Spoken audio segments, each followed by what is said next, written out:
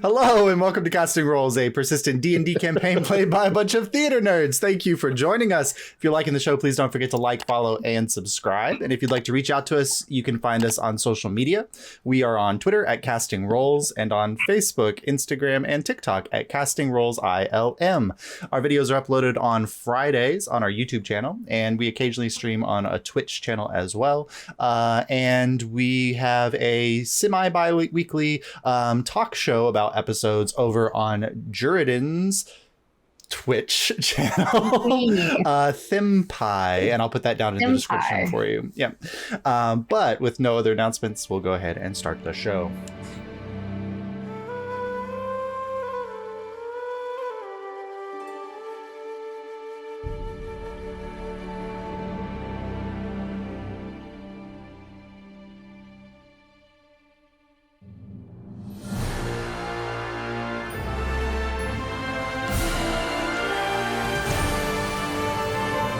So, ticket takers, after spending just a couple days in the city of Alyria, you've managed to wage battle in an underground fighting pit, make enemies out of a local mob boss, discover your former nemesis slash weird coworker is actually working for your arch enemy, as well as explore the town of what it has to offer. On this, the third day in Alyria, Soris and Kaimana have gathered together the rats of the Dangerous, and they are heading to the circus, or a planned trip to the circus, while Juridan and Abel have undergone their questioning at the trial of Yorian Taldaran, and are heading back into meeting with the rest of the group. Now, where did Abel end up at the end of that? Was he with Soris and Kaimana? No, he was there yet. Oh no, Abel. Probably. No, you pulled Abel to the side with the princess. That's correct. So we ended the last. That's right. We ended the last episode with Abel coming out of his hearing with the Curia Regis, and Princess Alyria was there waiting for you and gave you a big hug and said, "We need to talk some more privately. Shit has hit the fan." So, with that in mind, Princess Alyria leads you, Abel, through the palace into a place. Well, you've never been to the palace, but she makes her way through various different corridors into a section that looks like it's kind of closed for rehabilitation or construction of some kind. She kind of works past the entrance and then slides through a door.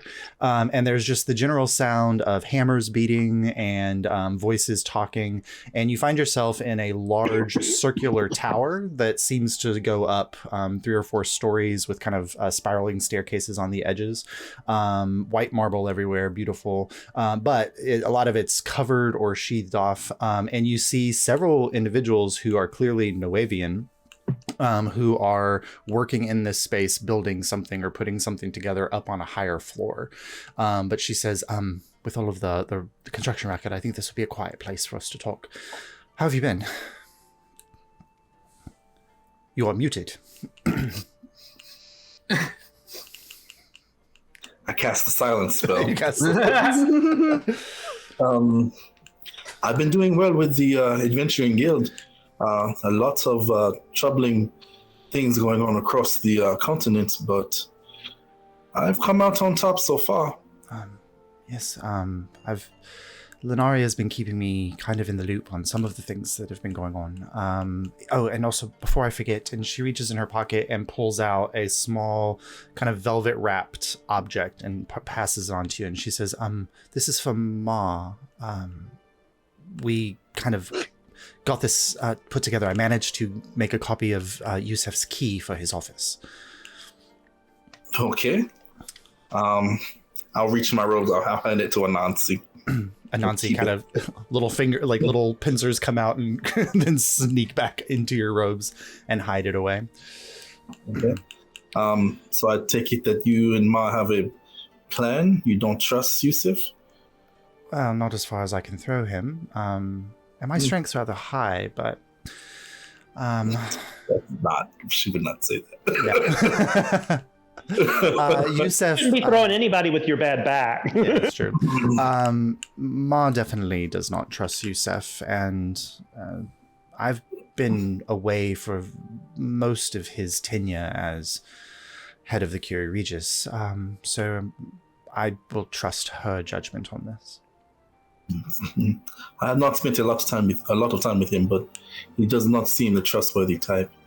I take it there are a lot of things happening that are outside of the control of the young king and those who probably have his best interest at heart. Yes,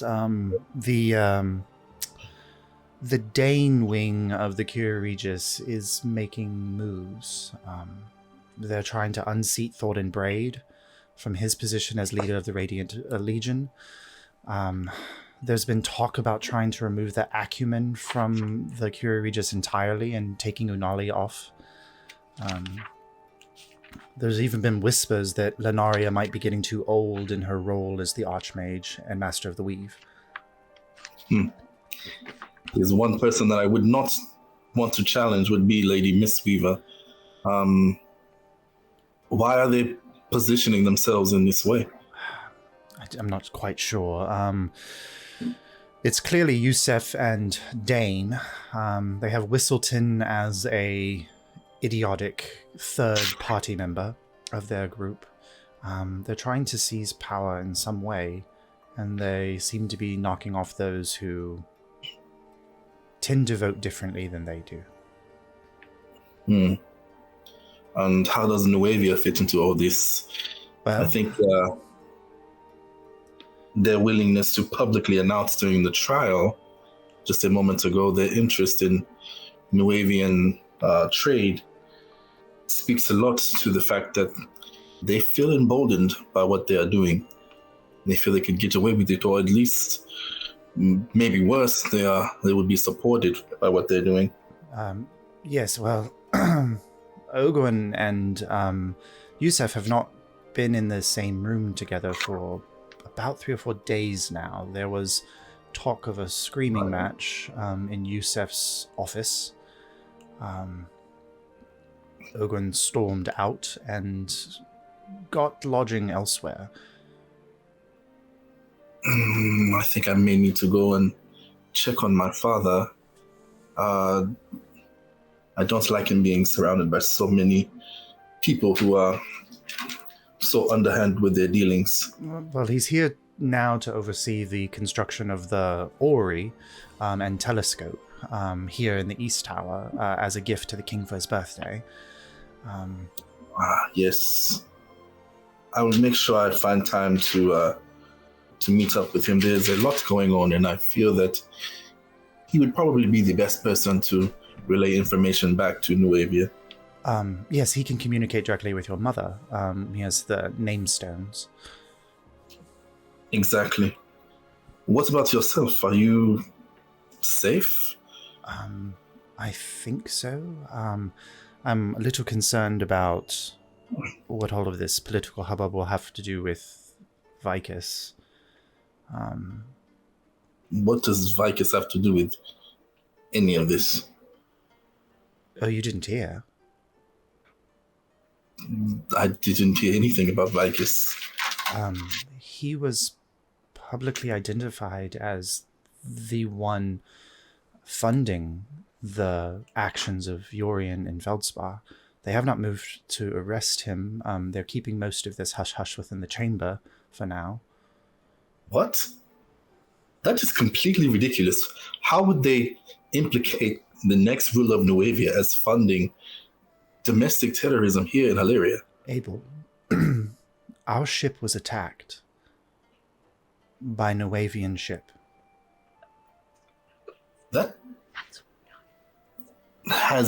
There's no reason to believe that Vicus would be involved with that, though. Where's the proof? I'm not saying that Vicus is. I'm saying that there's proof that he is, or that somebody from Nuevia is, whether it's true or not. There's no reason to think that it would be Prince Vicus, of all people, funding such a campaign. if anything, it would be more likely that the corrupted leadership in Alyria wants to frame the prince for some type of involvement. That is the best explanation for any of this. They want Zephyr's site from Nuevia, and they want to mine as much as possible without having to go through fair trade. That is all this is. And if they can find an excuse to invade Nuevia to get the Zephyr site, they'll say anything that they need. Yes, but right now, the council would be split on such a choice. Where is Vicus? He, last I knew, he had traveled with your father and staying in a private lodging in the Golden Bough. He must have some security.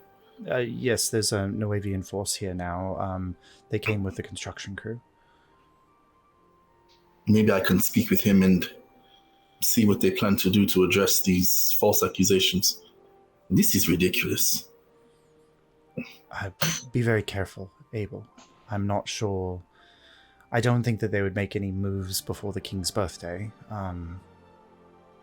But after, I don't know what cards will come on the table.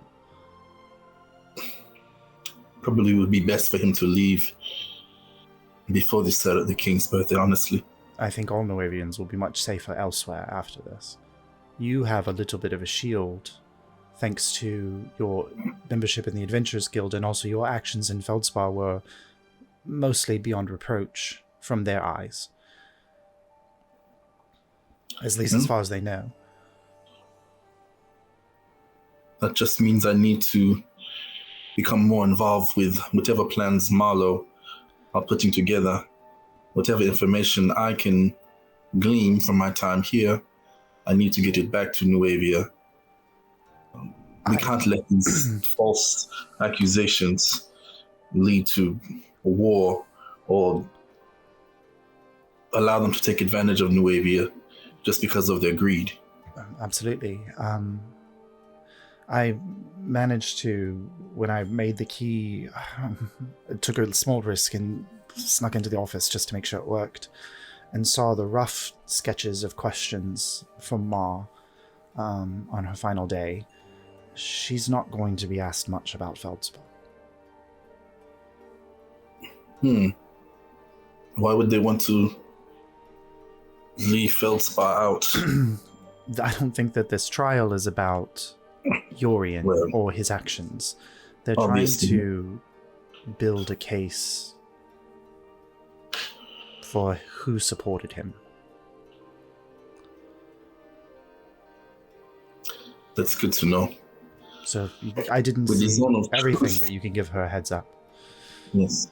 With the zone of truth, I don't think we'd be able to circumvent that, but truth can be spoken without giving the enemy what they want. Yes.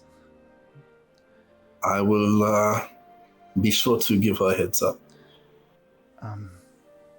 Well, on somewhat more, hopefully, nice footing, would you all like to go to the Golden Weave with me tomorrow and get your outfits for the Masquerade Ball?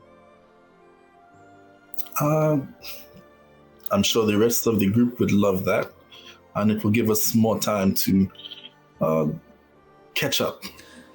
I've blocked out the afternoon there, and so at any point that you would all like to join tomorrow afternoon to get your outfits, Xenox will be at our service. We will meet up with you around noon, you said? Any time in the afternoon, and I will make sure your father is also getting dressed at the time. I appreciate it. I just want you to be careful. Yes. I know you're concerned for Renly, and I would be too. I am myself, but these people are very dangerous. And I don't think they can touch the king. at least until he comes into power, he is a useful piece of the puzzle. I do have one more question. What do you know about memory alterations that may have been used on Urian during the trial?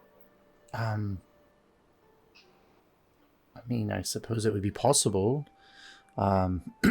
Is there any sense that he's not remembering things? I had a conversation with some of the other ticket takers, and when they saw him during their questioning, they were concerned that he did not recognize some of them. And some of the things he spoke of just seemed as if he did not have the memory recall that he should. Do you know of anyone on the court or anyone who has a tendency to do these things during trial? No. I mean, but this is a city with many mages and magic users. I don't think that modification of memory would work. It's typically a short-term thing. There could be other methods of controlling his mind, but are you sure he's not just being a good pretender? I would have to go by the expertise of others who knew him better, honestly. And according to those parties, they were a bit concerned, so... Without knowing him myself and getting a closer look, it would be very difficult to tell. Well, I guess I should be going and get back to your royal duties. Your father's construction is beautiful. The Orion telescope is... There's no doubt about that, yes. It'll be the most magnificent piece in the castle, for sure, when it's finished. Absolutely. A bit of Nuevia here in the castle. Yes. Well, I'll see you tomorrow then. Be safe until then. And you as well. And she lets you exit the space first, and then so you're not necessarily traveling too close together. And then Must keep up appearances. Yeah, you make your way out of the palace and then back towards Naiad's Bargain.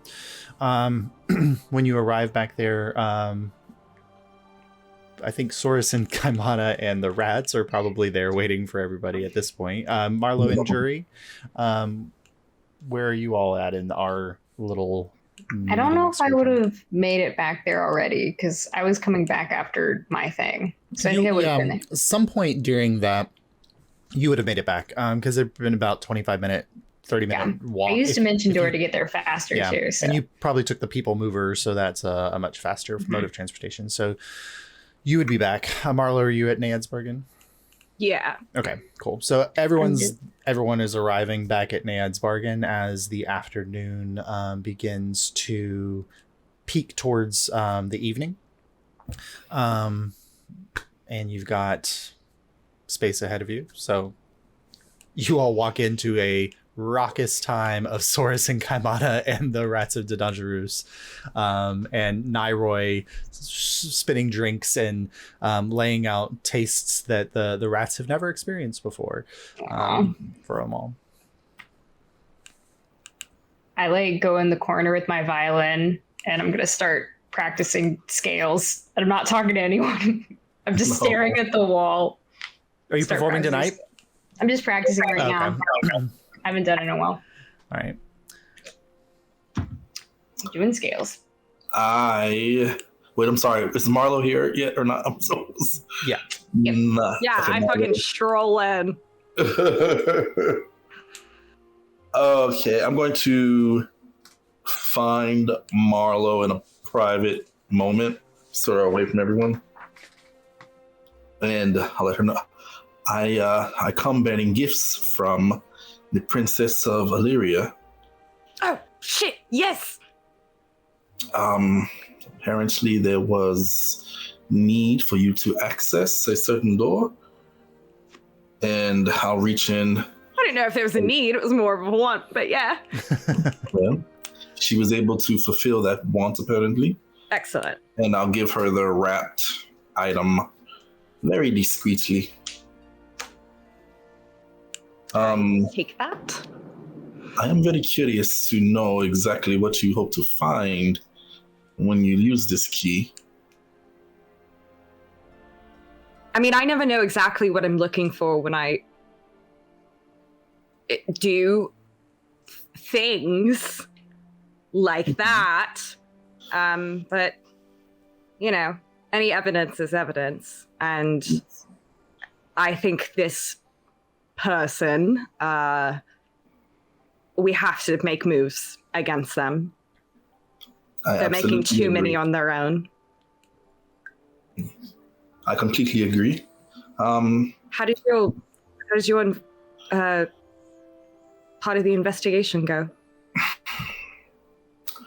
I am even more concerned about the corruption that surrounds this trial. It was obvious that this was not about the actions of an individual and holding them accountable.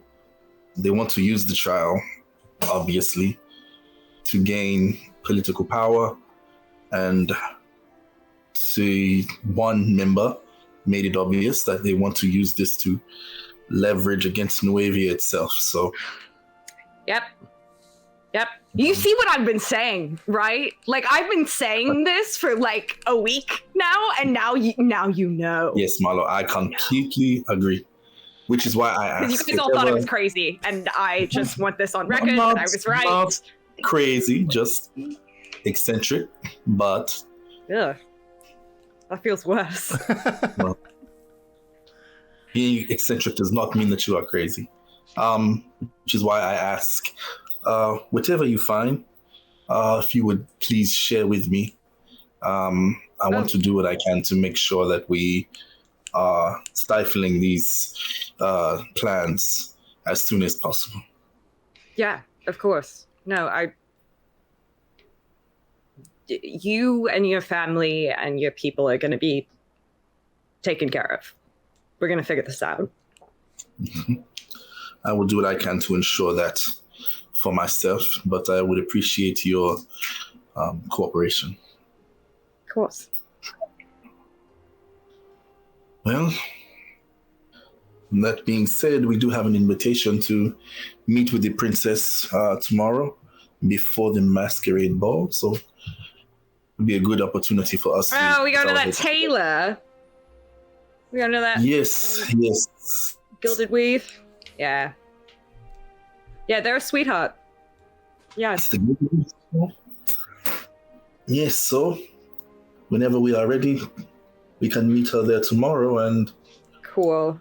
prepare ourselves. You stay here. I have to go pull everyone away from what they're doing and pull them over here. I start dragging the party over. Yeah, the rats are learning. Nairo's teaching the rats a drinking game. Yay! Which So they have to like toss a small like glass bead into a shot glass, and they have to take shots if they make the glass. And then That's so cute. at like some point, Mortar just purposely is just dropping beads into shot glasses. Yeah, he is. That's my boy. But you managed to pull the whole party aside if they're willing. Okay, and I'm gonna activate the ring of hushed whispers. Okay. Because I assume I would have attuned to that this morning when I was at Mistweavers. Yeah. Okay. No one Mar. should be able to hear us. Mar. What? Where have you What? been? Like half in tears. Where have you been? Okay, Mar? stop. Don't cry. No. So I talked to Yara. And she got a little. It was really bad. You said it would be And okay, Mar. I thought it would be. I didn't know she was a priori. Okay, I didn't know that. What? Yeah. She's a pawn. She's the Soren narrative 2.0. That would Say explain that. the tethers. Yeah, well, she didn't say that, obviously. She just, I maybe knocked her out and dragged her to Lunaria Mistweaver, and then was like, hey, can you help me figure out who gave her these powers? And surprise, surprise, it was Victor Rylis. And so now I found the pawn on why. Why do you ask that? I was just wondering. Yeah, the spell took a long time, okay? Yeah, I spent the night. I'm sure it did. You were saying, Marlo? That's love. Anyway, I'm sure it took a really long time. I found the pawn statue on her. I put it back. Then Arya made a tracking device that we threw on her, so hopefully we can scry on her later. And I know she's going to go back to Rylis and get those powers back again because we took the veil tethers off of her. So I just know that she didn't leave the Order that long ago. She couldn't have. I don't think she went all the way to the Cloud City. I think he's got some way to get into Anavia. Or at least I need to know where he met her. There's a lot of places you could put a teleportation circle in the city. Yeah. Unfortunately. Lonnie, did you tell us about the... Sorry? Did Abel tell us about the prophecy or his dream? I don't think I did yet. Mm-mm. Okay. I gotta think of... No, he hasn't yet. Okay. Then never mind. Yep. So, Jace, I'll fill you in on everything I talked to them about the last morning that I went to Vox Populi, that Esper is the one who made the plan. And then I tell you all what happened at the trial, where I had a very bad time, and I tell you about what was the important part of that, and then I ask you if you know who Vicus is. Yeah, Vicus is the Prince of Nuevia. Well, that's who Yorian said funded this. Oh, Jesus Christ.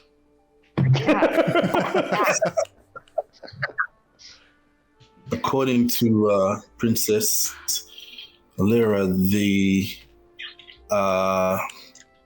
council is sort of leaning into this false accusation that Vicus is funding Yorian's attempts at sowing chaos throughout the kingdom.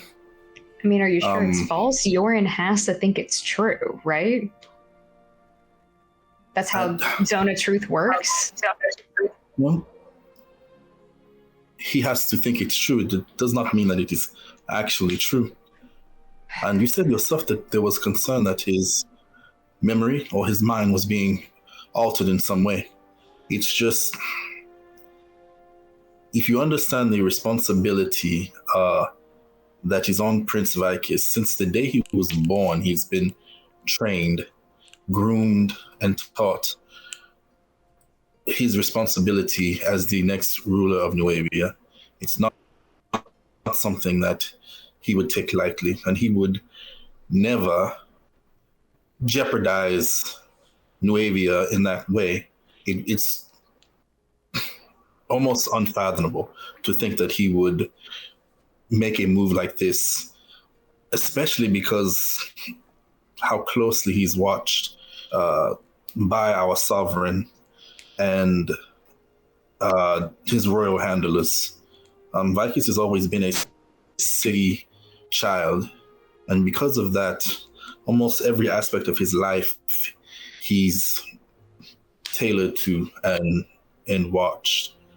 I don't see how he could make plans for funding something like this all the way here in Alyria without someone in without Vox Populi. Vox Populi? Vox Populi would be the perfect way to do something like that. He funds it. They actually make the plan. I'm just saying that we should consider every possibility here.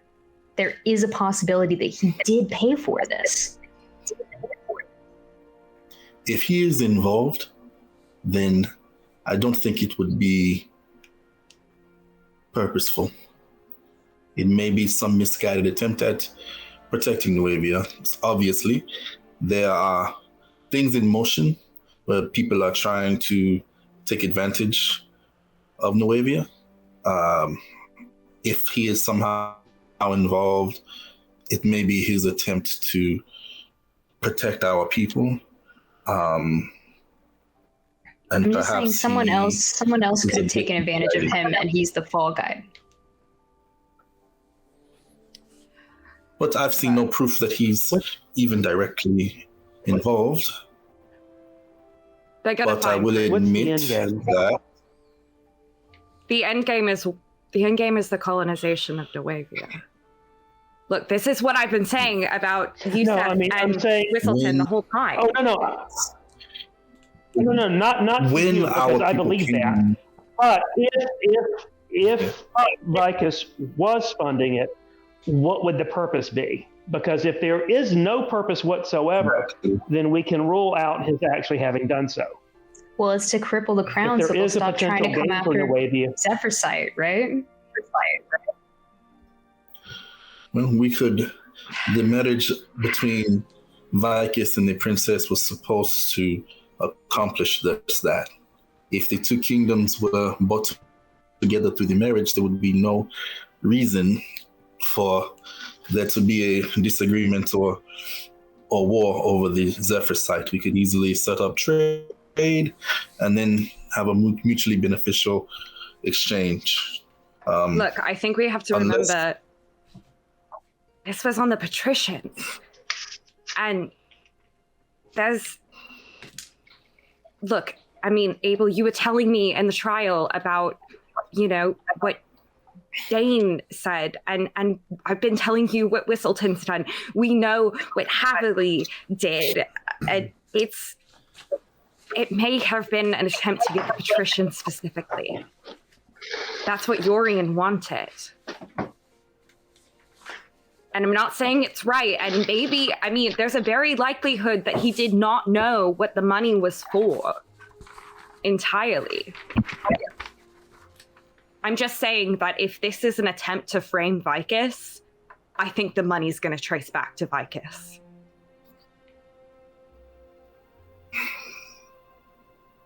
If it did, then I would question exactly how they made those connections. Honestly, Marlo, there's no way that I can think of he would have access to those funds without someone being aware of what he was doing. I believe you. Master of Coin. If they're trying to frame him, they're going to have some money to have literally changed hands that they can backtrace. The only person who has access to that without it being blatantly obvious that they're drawing funds out of anything is the Master of Coin. Logically. I could be wrong. If you're going through the proper channels. Well, not even the proper channels. Who better to know how to hide something from an audit than an auditor?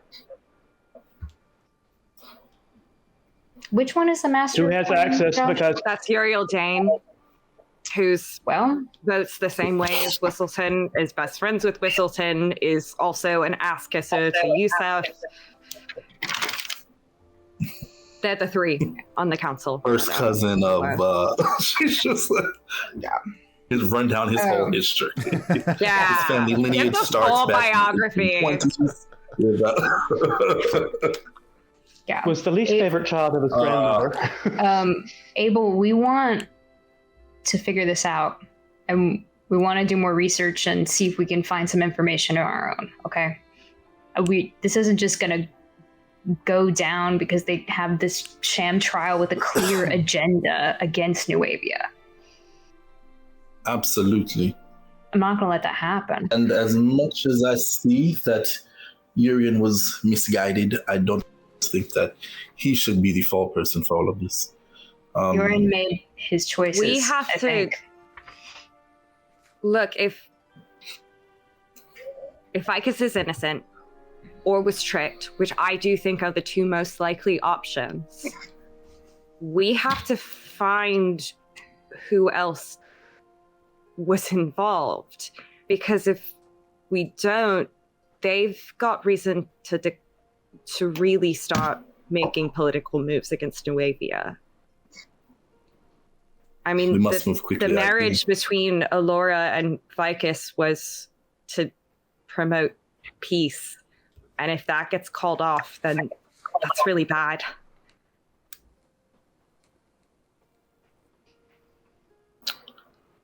Well, We know Esper made the plan, but I don't think there'll be any proof that she funded it too.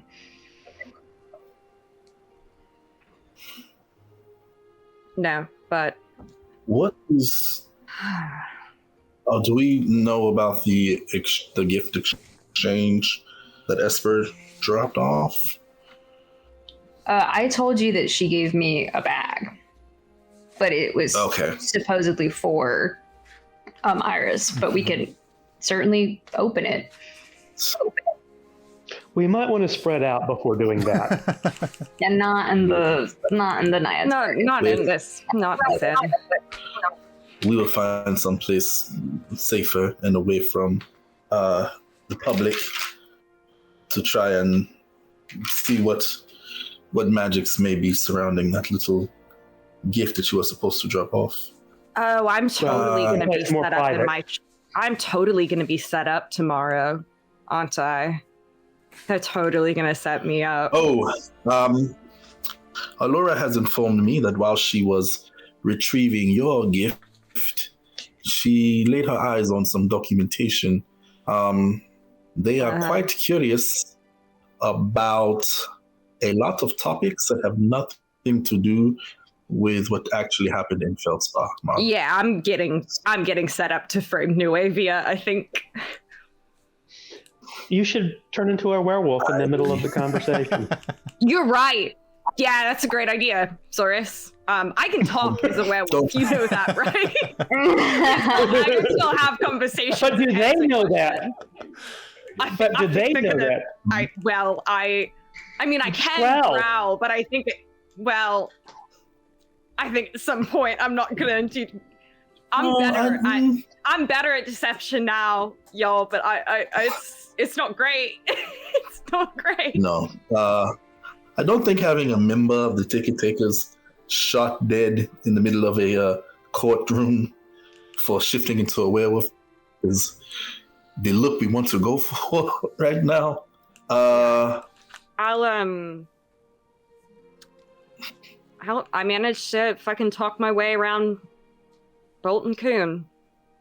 So I'll just do it It's again, easy. I guess. There's No, a he's a zone of truth, dumbass. but These people are not dumbasses. This is gonna be harder. Yeah. Just remember that you don't have to answer anything that's not directly related to what we're talking about. Try to Exactly. rely on that. I was asked questions that Yeah. were obviously leading, and you are just because there's a zone of truth does not mean you are forced to answer the question. But they Because if I you know. choose to answer, it must be a truthful But they answer. think I'm trustworthy. They think you're the most loyal. So it'd be Too bad that's best if I private find business ways. of the guild. It'd be better if I could find ways to answer that don't give them what they want. But we'll see. It'll be great. I'm gonna get a drink. I hate this. Before All right. before we split up, this is like good news, bad news. I'm officially a member of the Ticket Takers. I was forced. Wow, don't sound too excited. I Why was, would this be bad news? Why? my punishment this was be bad I news? I don't know. I was forced to join the Adventurers Guild. We're a government assigned friend group. Yes, So I'm Are we legally supposed to to- be friends with you. keep an eye on you? Are we supposed to keep you in mean- check? And I'm sure they'll give you instructions. I'm not supposed to talk to any Vox Populi.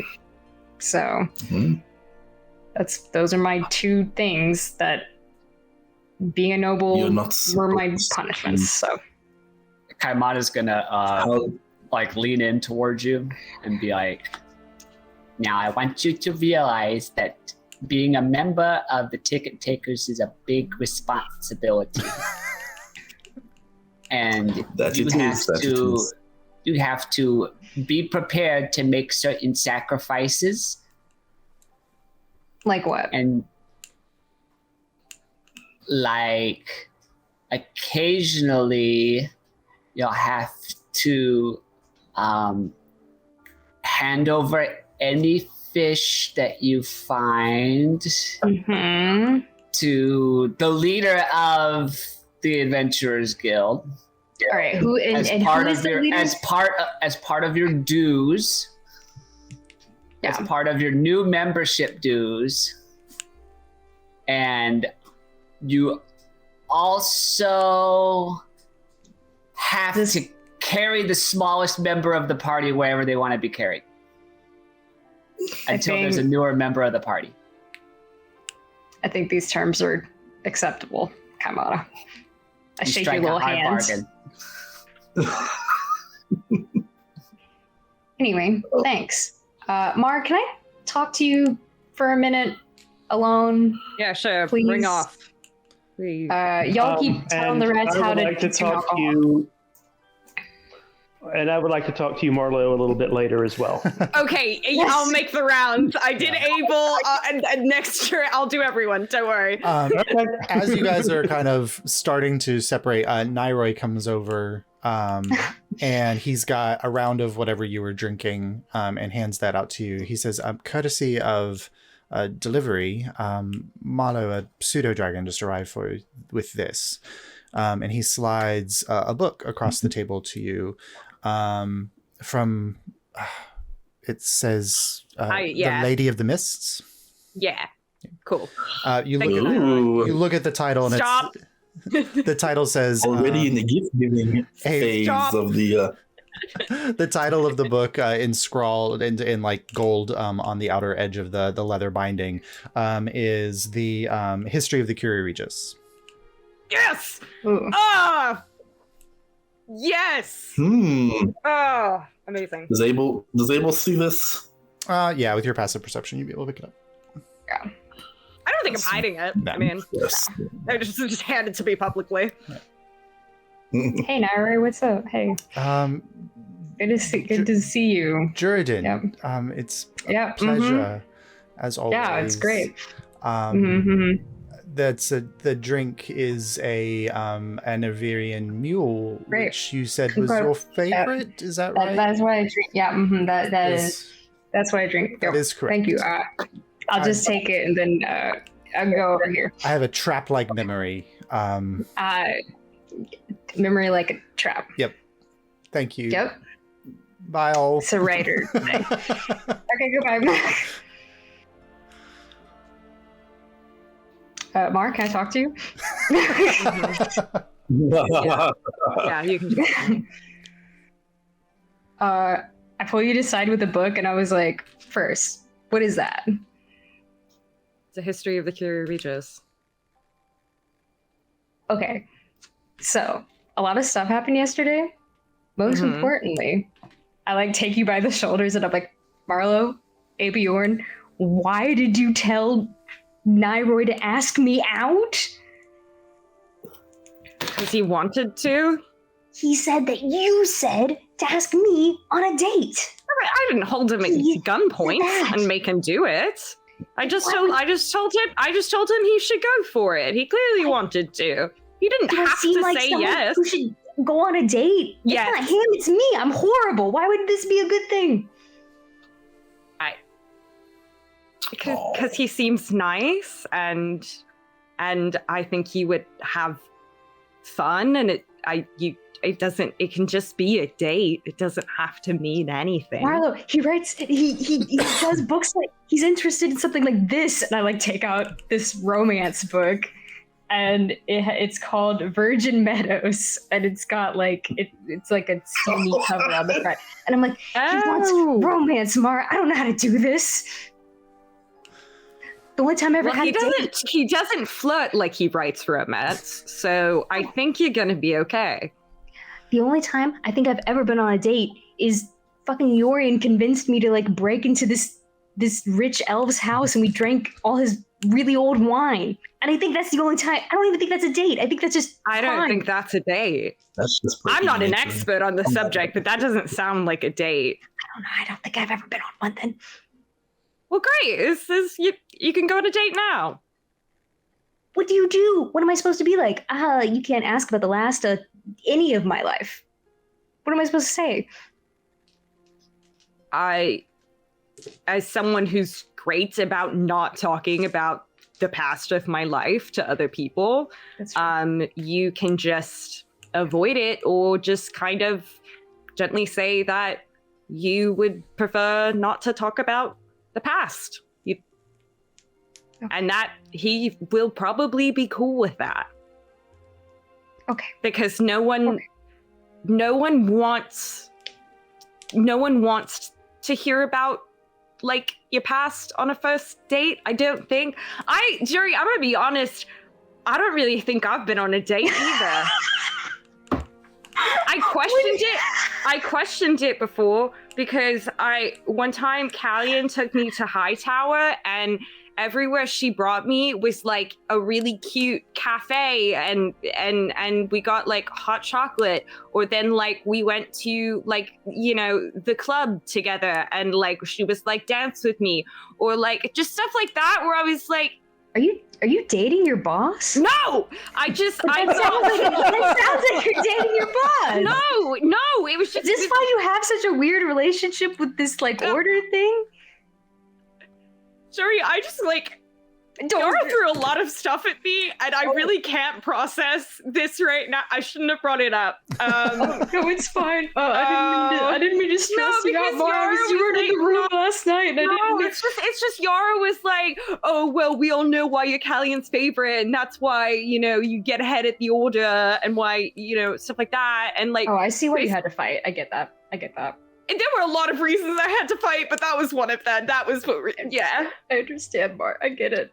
Josh, is this whole conversation like happening off to the side, or did they go to a room? They're off to the side, yeah. We're just all right. So you're in the corner a little. So Sora's like, Kaimana's watching this happen, and doesn't hear anything, but sees this going back and forth, and like leans over to you, and just like, I think Jordan's trying to renegotiate their newbie contract with the Adventurers Guild. I don't think they're trying to renegotiate the initial contract. They may be trying to come up with ancillary terms such as lodging and things like that don't necessarily need the attention of the head of the guild. That's why Mar's taking care of it. Exactly. I can tell that she's really putting her foot down. We're both like crying in the corner. I'm glad we trust her with the money. Me too, Kaimana. Me too. All right, Mar. This has been a great talk, and I feel worse than before when we started talking. But yeah, it's been bad. It's okay. We'll do something fun together, you and I. Okay, I'm gonna go talk to the rats because they make me all hyped up. You go ahead and hell yeah. Whatever.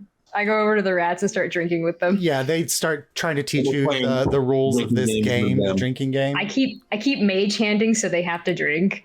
Wow. Cheating. Yeah, let's roll a few Constitution saving throws.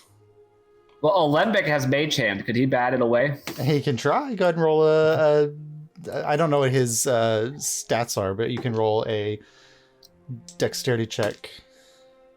Did you guys make your rat characters already? I did. I did at the beginning of session. A dexterity save or dexterity check? A dexterity check to see if you can dexterously bat away the thing with the mage hand controlling it. 9.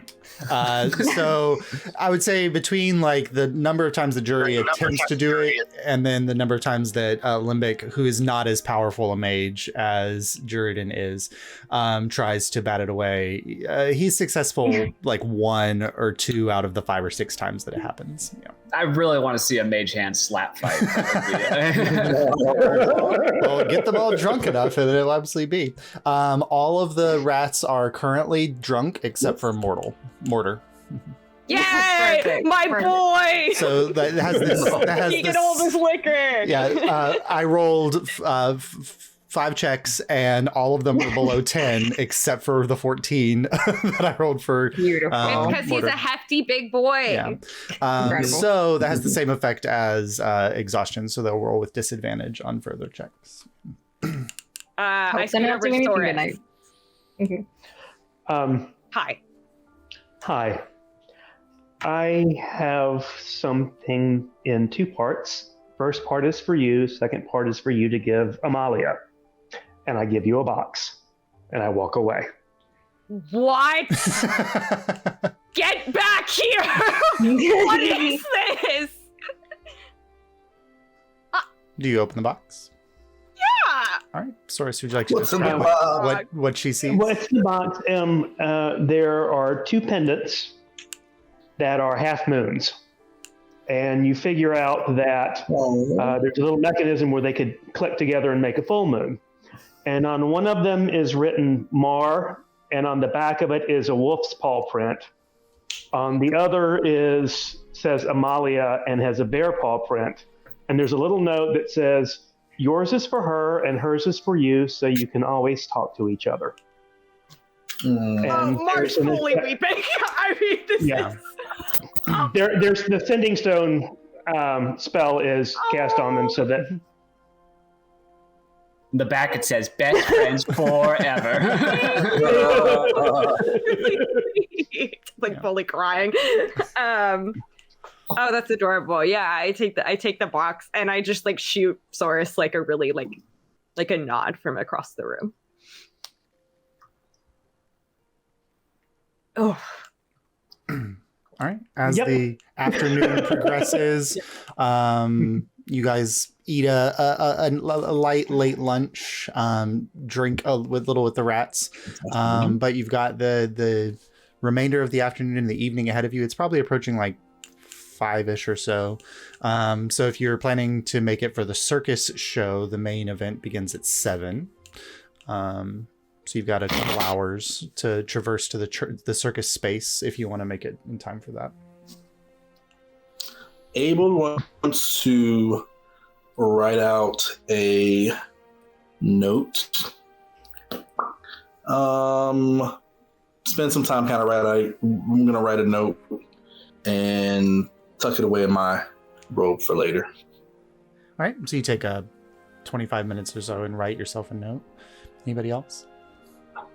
The rest of the time, I think I'll just read. You probably get another hour in your book. what is Jordan's favorite color? Purple. Good. Like light purple. I'll play around with my little ferret. Oh yes. Yeah. Go ahead and make an animal handling check just to see how your relationship with Lil Saurus is progressing. Little sword. With advantage because you've already spoken to him. With advantage, that's a 27. 27. Yeah, Ooh. like you have like he's learned like any 5 tricks you want him to know. You've taught him how to like hide. So you teach him like a danger word. So he knows to hide in your sack to get away from danger. And he comes to you. He does not snatch food out of your hand, which was the hardest trick to teach him. And he has since stopped bouncing every time you take out some of the little food that you've been trying to eat, and he does sit patiently and wait, although he shudders the entire time he's No. Aww. A little guy. He's very All excited. right, let me write down. This is really well trained. Yeah, whatever 5 tricks you want him to know, you've been able to teach him that with the Amazing. 27. Yeah. Allies, Little Saurus. Yeah. Losaurus. Little swears. Tricks. I'm gonna gather all the rats up and be telling them interview basics about walking around the city. Don't take pamphlets. If someone says something is free, You it's say not don't free. take pamphlets, and you just see Pestle like reach in their sack and pull out literally like a stack of every pamphlet because they've been staying at the aerodrome. Yes. Like, are they dangerous? No, they're garbage. Oh. Sorry. She quietly puts them back in her sack for safekeeping. Oh. You can practice your words on them, I guess. Oh, I can't read. That's true. That makes it even better. That makes it even better. If you so don't do that. And then if someone says something's free, it's not free. That's a lie. Don't take anything from them. Where's the best place to get food? Street food.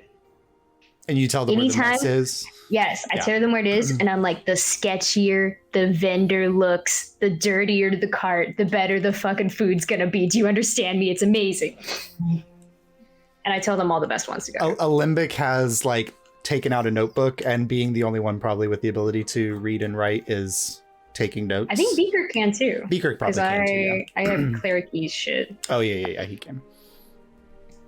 But yeah. So I'm like, yeah. I tell them all I'm giving them the lowdown.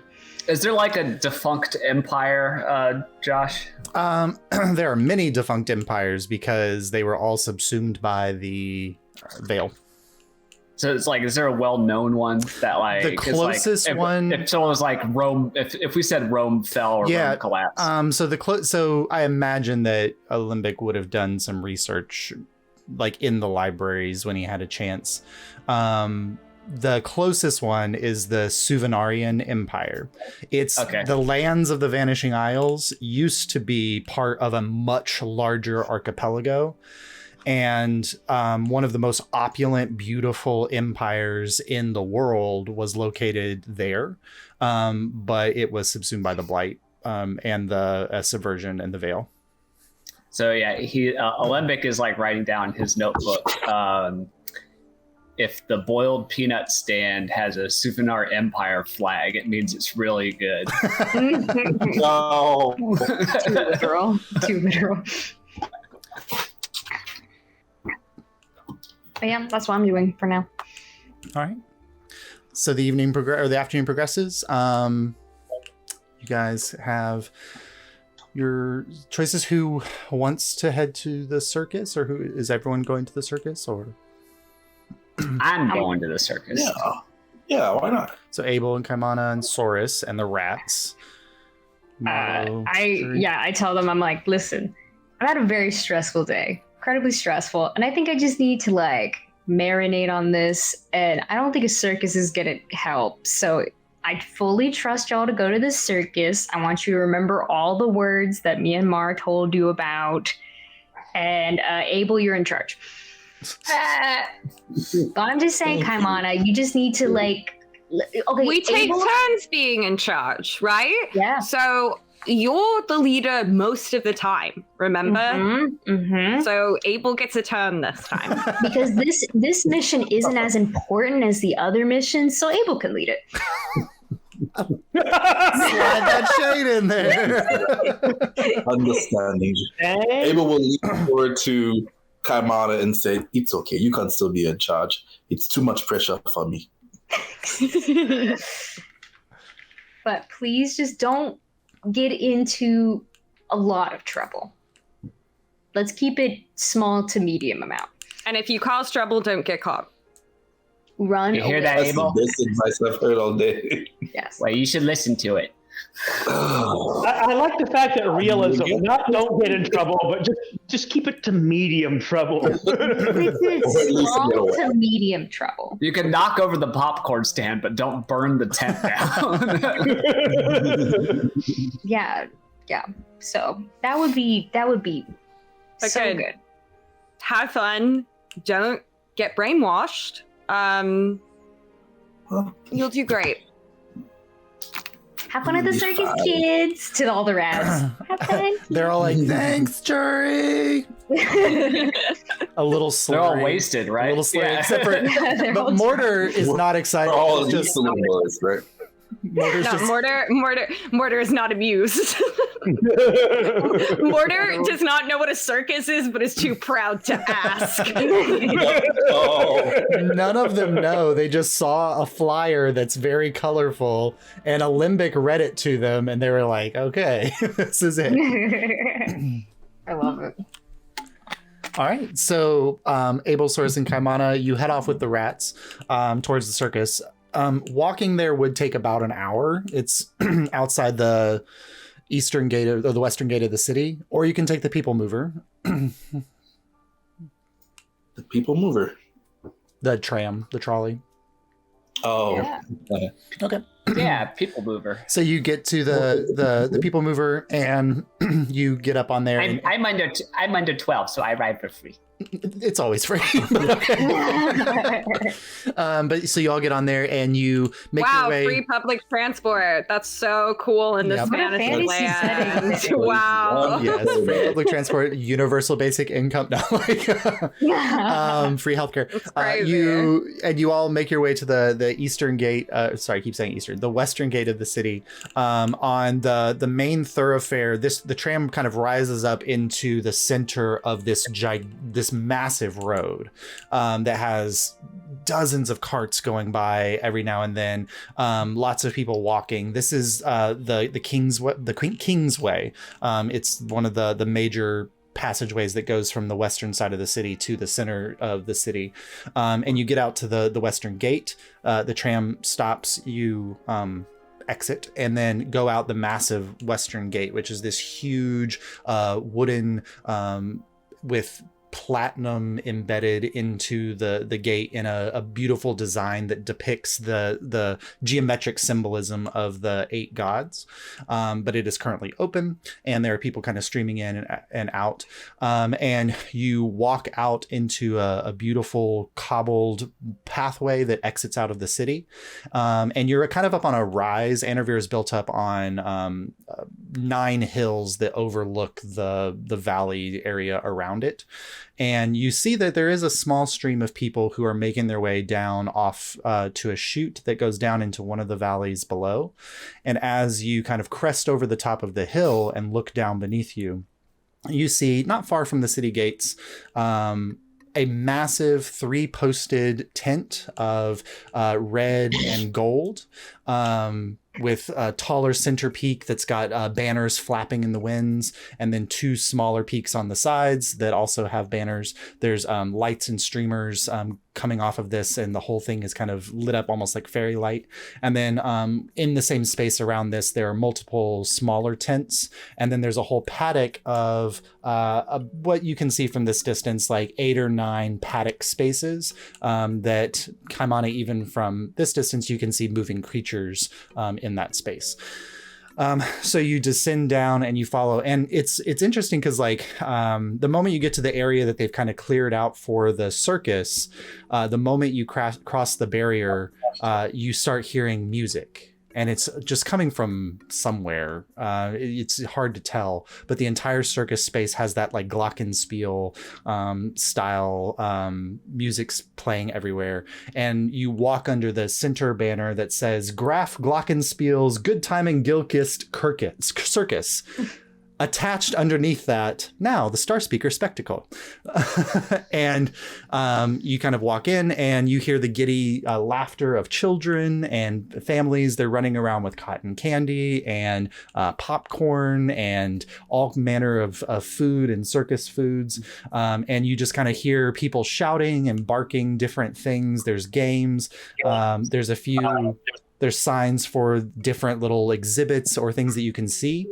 And then you see on the main tent, it says next show at 7. And there is a magical countdown there that shows a clock slowly ticking down the time. You've got about an hour before the actual the next show goes. So exploring this Cotton candy for everyone. Cotton candy for everyone. So you find a little cotton candy stall. It's 2 copper for 5 rats plus the 3 of you, 3 copper for everybody to get cotton candy. And it is like huge, massive. passing out cotton candy to his little rat family. Yeah. And you see like the guy who's doing the cotton candy is an air genasi. And he's got like an open vest, no shirt on underneath, and he's kind of using gust cantrips to kind of create a mini vortex of sugar that's just rising up in the space. And then he's taking a stick and kind of rolling it through the sugar, and then he'll pull it off, and it's like this like tendril of sugar will rise out of the vortex and kind of wrap around, and he keeps passing those off to each of you. So you all have cotton candy. It is this one, let's see which flavor he's going for this round. It is wild berry cotton candy. Ooh. So it's got this bright reddish blue swirling color to it. It looks delicious. I'll take the wild berry. Yes, it is quite tasty. It is just for if you've never had cotton candy, then for your character, which many of you wouldn't I feel have. like all the like I feel like Beaker is watching Soros to try to see how he eats it. Yeah. So he can do the same. Mortar is like trying to eat it, but it just keeps dissolving in his mouth. Josh, I was about to say, Mortar keeps taking chomps and then getting really confused why there's nothing in his mouth. Like a little raccoon who like tries to dip the cotton candy in the water. Yeah, no, exactly the vibe. Yes. It's like he just like eats it and he's like, Oh. Pestle can see how Find you some turkey legs. Pestle can see how upset Mortar's getting at the fact that it's going away so quickly, and passes off her cotton candy to Mortar so he can have some more. Oh. If That you, is so it helps somewhat. yeah, if you take it and crunch it up, Mortar, it kind of makes like a little ball that you can bite into.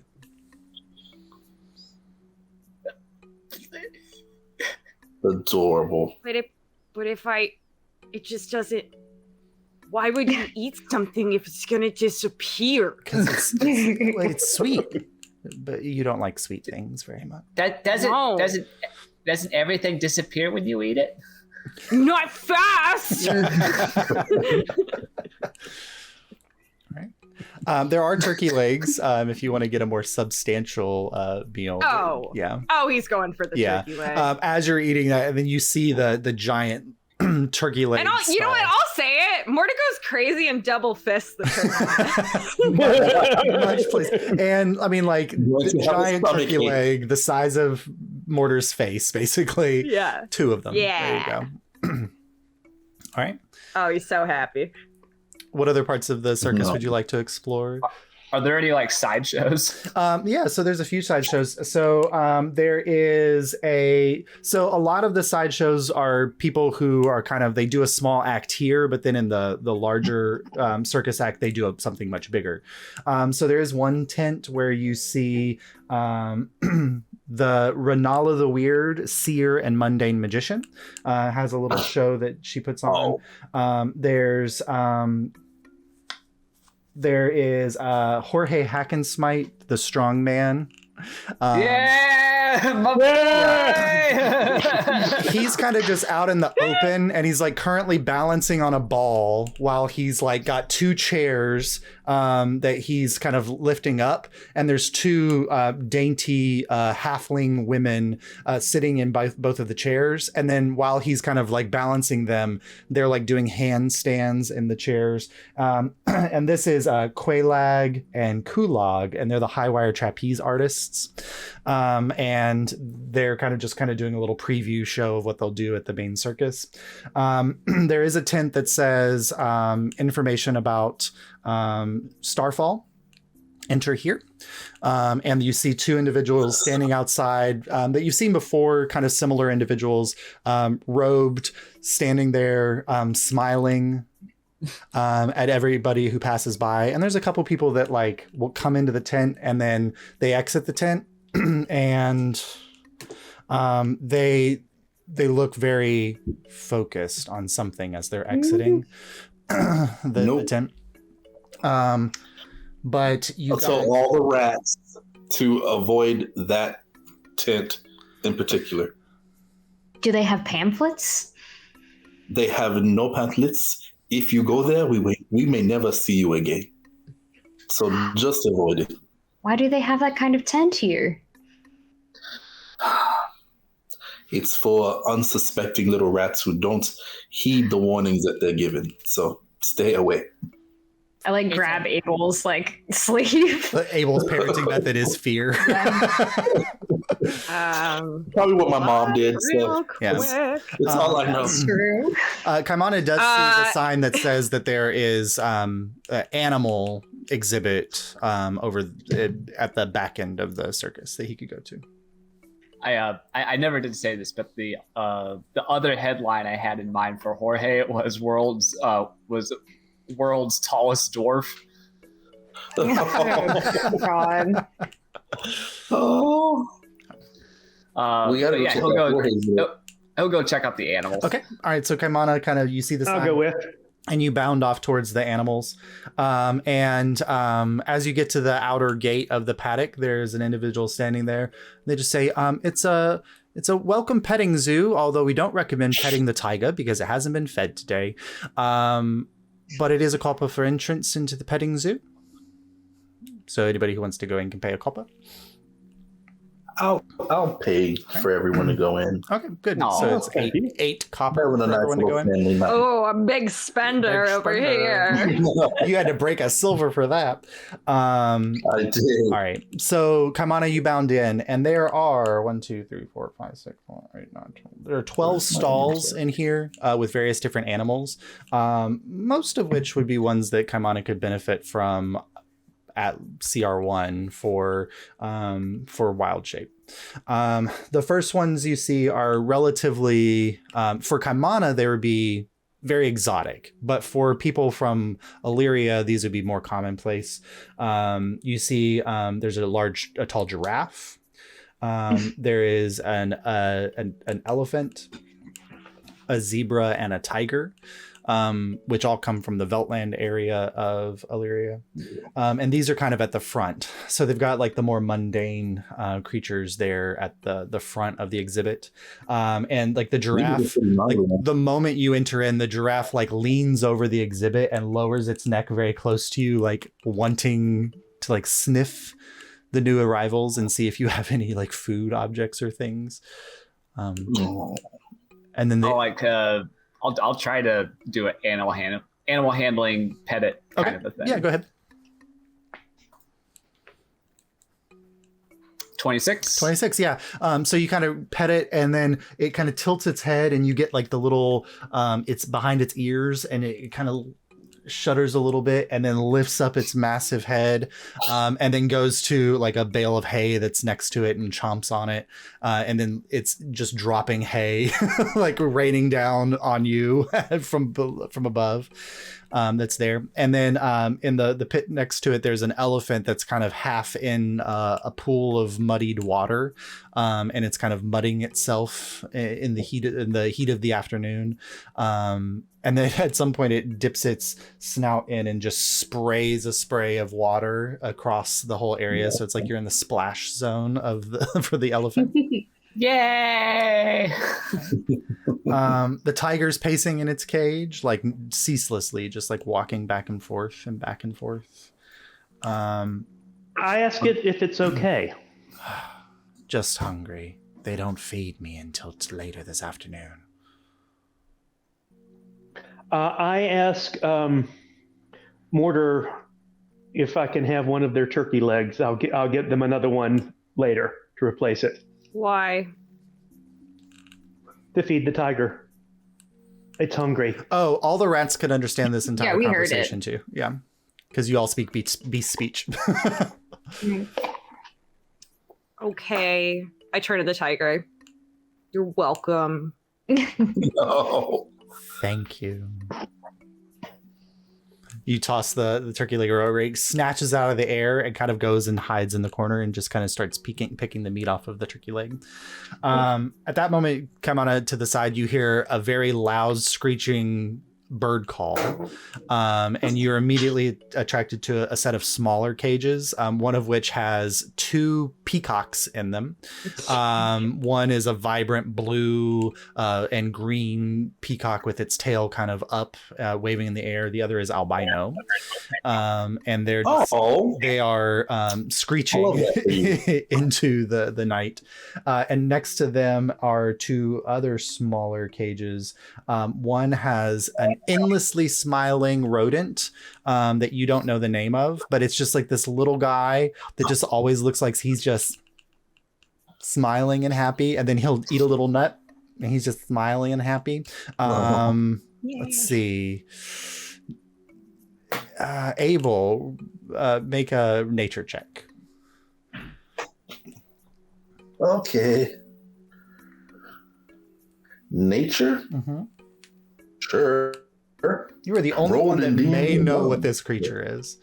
Fucking. No, I don't know.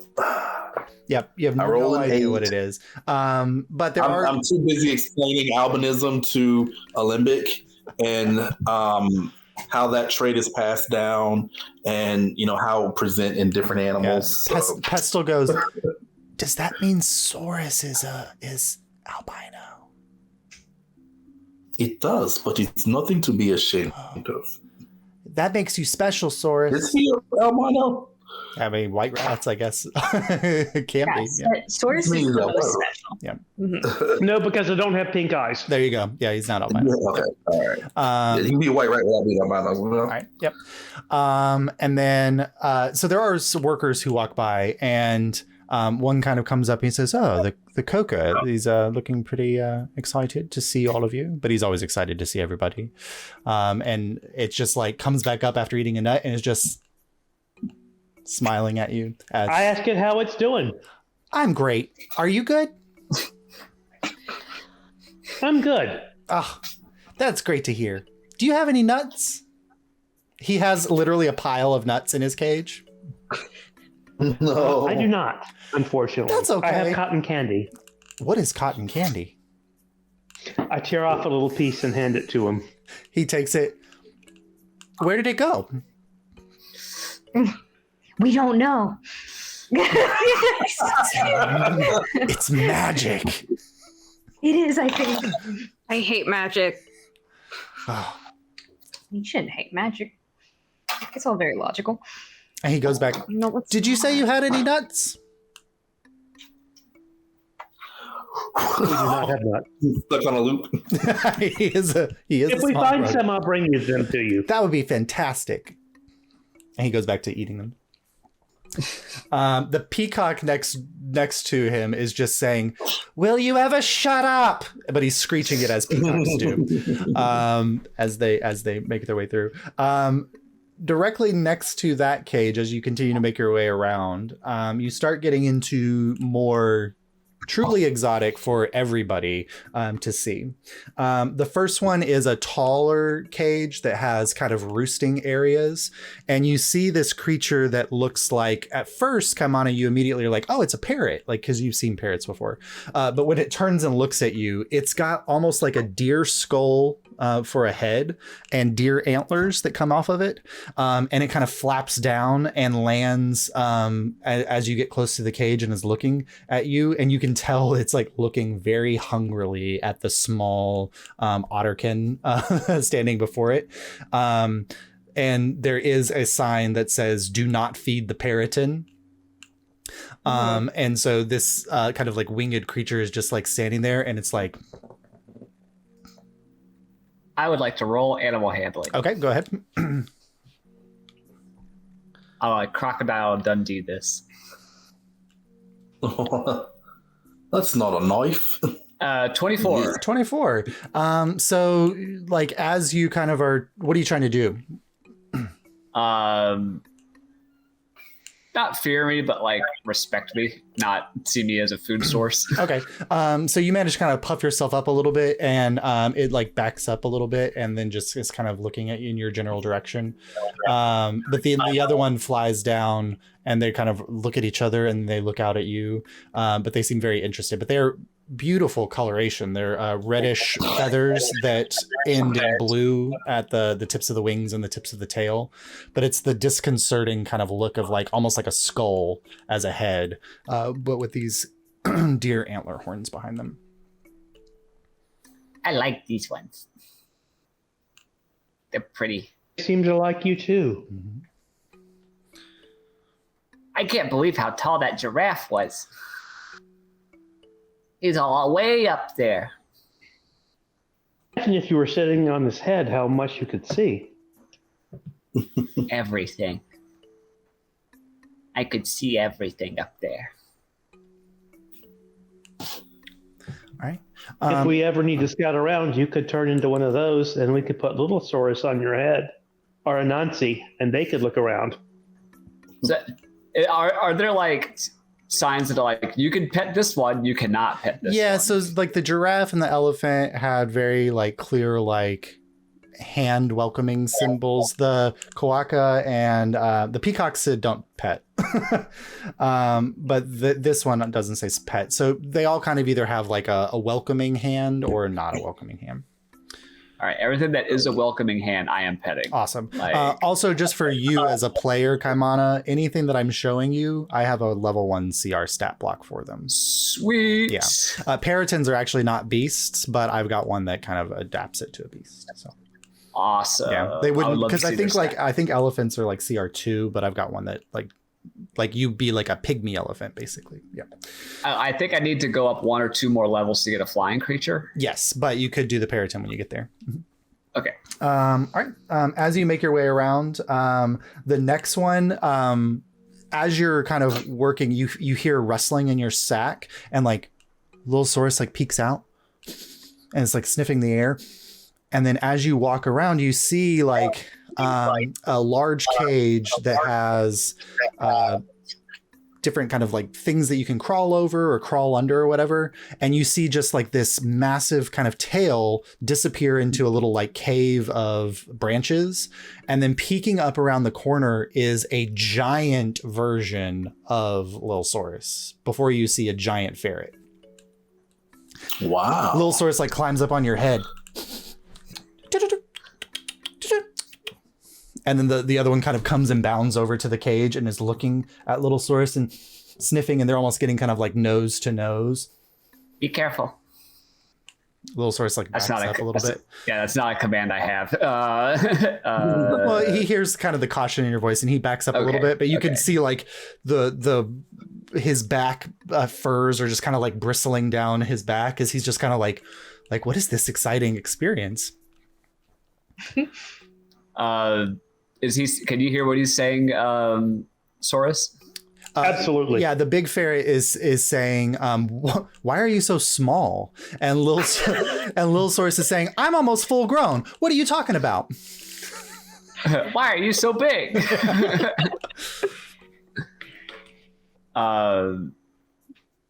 That's really cool. And then Lil Saurus disappears into your sack and then brings out like a little bauble and starts like playing with it and showing it off. And the big ferret just, I'll show you. And he like goes back to the back of his cage and finds like this giant, like almost like beach ball type thing. And he's like throwing it up into the air and catching it.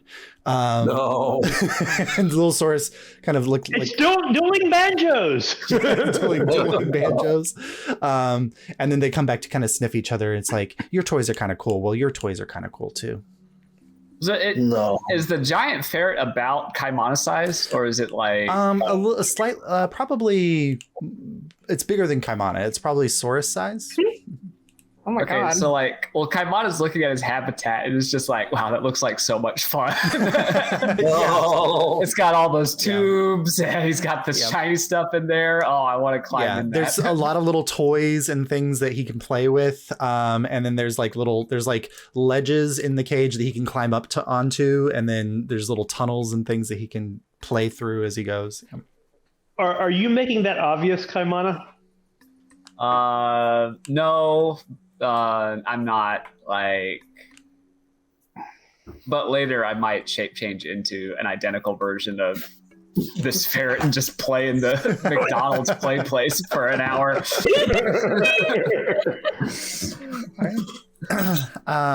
Eventually little Saurus and the ferret kind of say goodbye, and then you move to the next cage, which has a sign over it that says first time ever seen outside of the Vanishing Isles. And what you see, though, is a creature that Kaimana would not be familiar with, because it's an island that the Otterkin do not travel to, because it has an active volcano like right next to it, and they know that it's rather dangerous. But you kind of are looking, and at first what you think you see is a large bird, but then it stalks out of the darkness, and it's weird. It's got very much reptilian kind of behaviors, but it is covered in areas with kind of these long, vibrant, greenish brown feathers. And then when it kind of peaks up, it moves almost like a raptor does, like a bird of prey. But when it opens its mouth, you see like the teeth of an alligator, like in its mouth. And what you see before you is a Deinonychus, which is a dinosaur, which is the first one that Kaimana would have ever laid eyes on. I study it very closely. The Vanishing Isles are the only place in Alyria where the dinosaurs still exist, because they were part of the Suvanarian, like the Suvanarian archipelago was famous for being home to dinosaurs. And they were mostly wiped out because of the subversion. Does it look rideable? So it's probably like 3 or 4 feet tall or 5 feet tall. You probably could, like a medium creature could probably ride it. A tiny creature could easily ride it. Y'all, Kaimana can shape change into this, and you've got a rideable velociraptor. Yeah. And that is a CR1 creature. You can find it in its stat block online. Yes. Yep. Sweet. Yep. I study it very closely, just trying to figure it out. Yeah. Because I don't know what this thing is, where it came from. It's the dire wolf of the dinosaur stat blocks. It's very similar in stats to a dire wolf, but I was like, I don't want to give you a dire wolf. I'll give you a Deinonychus. All right. I asked it how it's doing. It kind of looks at you. I would be better if you came into play. Saurus, I don't think I like the circus. You see the look of a predator. I don't like this. And I turn back to the other rats and go, okay, remember when Jordan was telling you not to do things? This is one of them. There's clearly the sign that says "Do not pet." Right beneath it. I just picture like an arm stump with like blood squirting out of it. All right. If only most of us could read that sign. I'm gonna do I'm gonna do the one hand animal handling check. Okay. I'm gonna do the crispy rat. So as you're saying that, Kaimon is like reaching his hand. I'm not reaching into the cage. I'm doing the. Okay. That's fine. Abel's explaining what the signs say, and you should not do what Kaimana is doing now. If I can't pet it, can I pet it with my sword? No. If it comes out of the cage, then yes. That is a great response. I will wait for it to come out of the Kaimana cage. with the 23. The look that it's giving Saurus of just like, you're my next meal, you manage to Jurassic World it back a little bit. Yeah, whoa. It kind of it bends down and takes a much less aggressive stance as you're kind of addressing it. Even more delicious fuzzy one. All right. As you all get your fill of the dinosaur, the final one is more special. There's a kind of curtain hanging over this cage, so it gives a shady expanse. And the interior of this cage has been designed to almost look Feywildy. There are elements that Kaimana and Saurus you recognize as some Feywild vegetation. And there's just a very large creature sitting inside of it. And it kind of shambles out of the darkness for a moment. And you see this grayish brown fur, a lighter tone to the front with kind of zigzaggies across the front in its fur coat. this rotund circular shaped creature, basically with large ears that rise up. Very similar in many ways to a chinchilla, but mixed with like a tanuki or any other things. It is labeled there. This is a Totoro. What? But when it sees you, it goes, "Welcome." Oh. It speaks in common. Oh my god. Hello. Hi. I can understand. Abel can understand it Yeah, too. it speaks in common. Are you enjoying the circus? Yes. What was your favorite creature so far? Ooh. I like all of them. They're all special in their own way. Yes.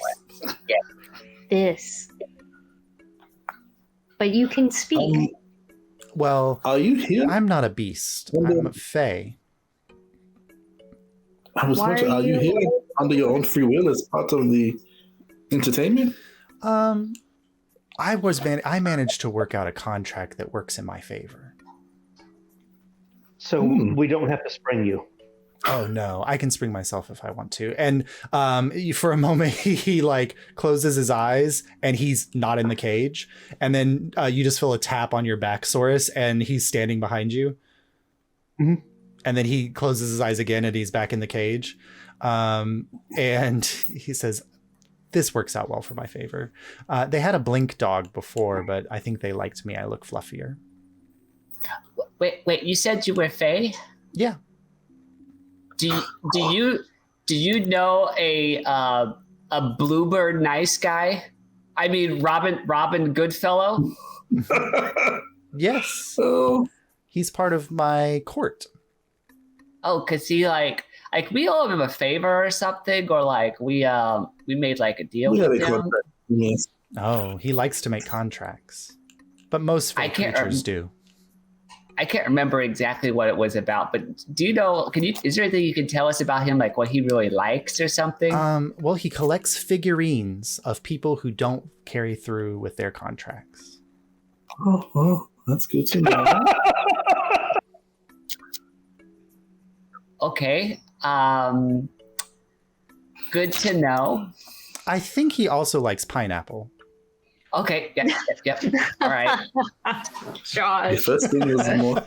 I know where to get one of those things. No. Being that you are in Robin Goodfellow's court, what do you know about the conflict that's going on? We're looking to find the name of a devil. Is it a devil or a demon? It's a devil. I left the Fae when the conflict began. It was getting a little too dicey for me. The Seelie and Unseelie courts are not seeing eye to eye lately. This is a much more peaceful place. I'm glad you found where you fit in best then. Yes. Now, little one, I think that you are a druid. Is that correct? Yes. Interesting. Can I bestow upon you a favor? So, do I get a favor from you, or do I owe you a favor? Oh, sorry, like a party favor. And he like reveals something in his hand. It's a small acorn. Yes. And he hands it over. He says, "I'm a Fae creature, so you can't look like me. But if you eat that, then you can become something like me."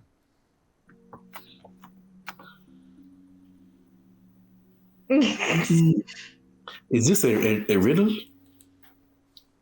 Was it? I would like to closely. I would like to closely examine the acorn. It's a beautiful like mahogany brown acorn, but you can see like spiraling green energy kind of slowly kind of spreading across its surface. It's definitely not an acorn from this plane of existence. So does it last forever, or is it just like I would give you access to my shape whenever you need it. Oh. Oh. Thank you. You're welcome. Would you like a bean? I would love a bean.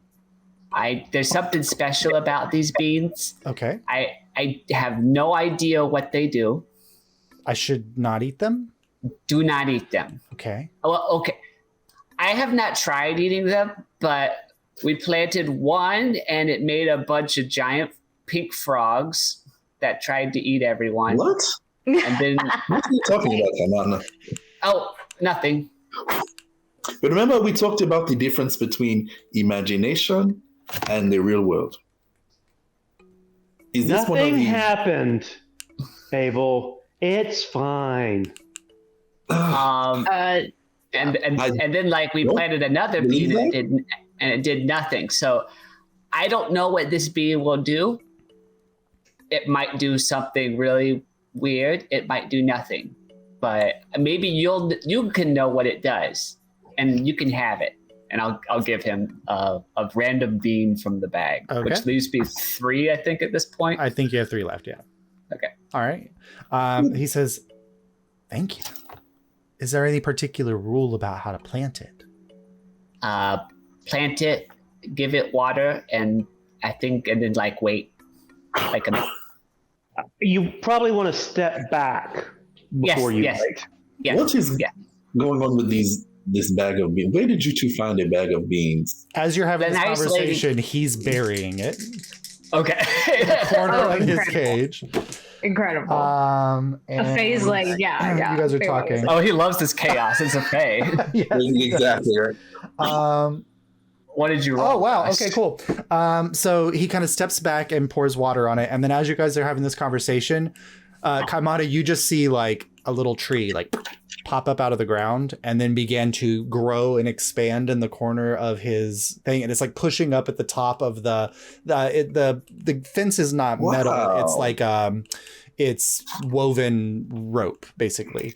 And it pushes up at the top and kind of tears through the top. And then up above his thing, this beautiful tree with, kind of brightish blue bark rises up to these leaves that are unfurling into a bright pink color. And then these buds begin to appear on the edge that are white, and then they fade immediately into plants. And the tree is now dripping with oh wow. Swag. You see like 70 or 80 fruit are now dangling off of this tree. And he reaches up and kind of pulls one That is down amazing. and eats it. And the moment he eats it, you see like, huh, this is quite a tree. Would you like some of its fruit? Yes, please. It's your tree, I guess. Oh, no, So, please. And so he starts grabbing some and throwing them in your direction. Roll a d8 for me, Kaimana. I'll eat one too. I'm going to look at it and examine it first. Once. Yes. Beaker just wants No, to eat it. He's That's drunk. Don't eat that's it yet. 2. Don't eat it right now. Okay, so Kaimana. So most of the fruits that he's throwing your way, you probably get 10 or so. You can tell that immediately that they are mundane. They don't have any kind of properties or whatever. But 3 of the fruits do give off from your arcane eye some kind of magical energy. I'll pass one to Abel, and I'll pass one to Saurus, and I'll keep one. Okay, roll a d6 for me, please. Everybody or just me? All 3 of you roll a d6 for me, please.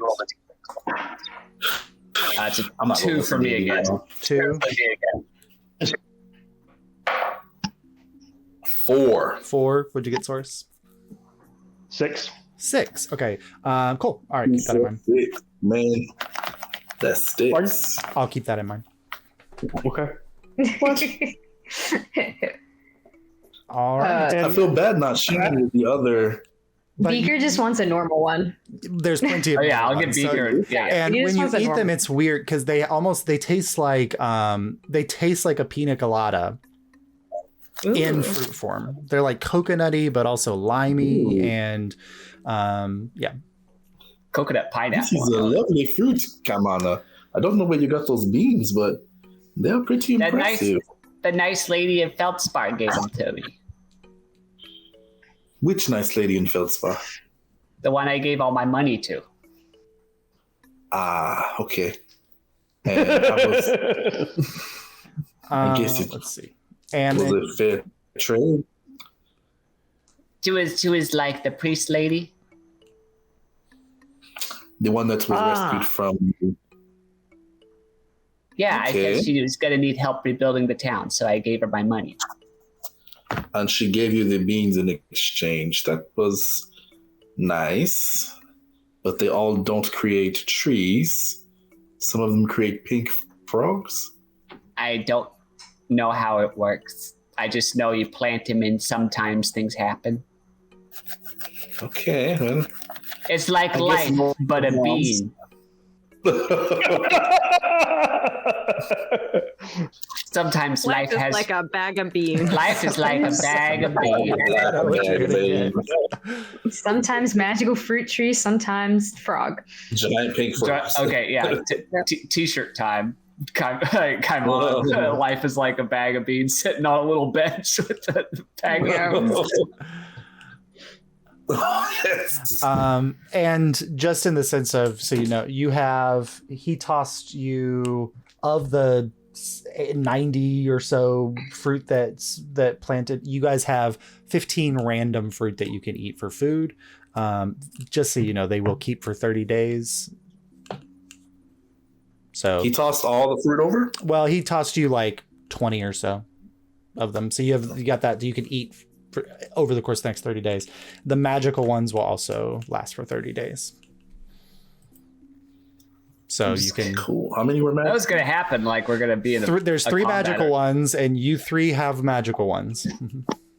Oh, I already ate it. Oh. Oh, you I ate ate it. already? Oh God. I thought Yeah. you said to eat it. No, I said roll a d8. I thought you rolled said roll 8. He ate it. That was for Kaibana. So did you eat it? I did not Yeah. eat it. Source. I ate It'd mine. be rude not to eat it if he offered us fruit right there, right? I'd take a No. bite of it at least. I'll Okay. take out my dagger and I'll cut off a little slice. You of it. don't eat the whole You guys are thing. insane. Okay, so Saurus. He seems like a Um, trustworthy fae. Okay, Saurus, roll a d100 for me, please. Doesn't know what it is. Oh God.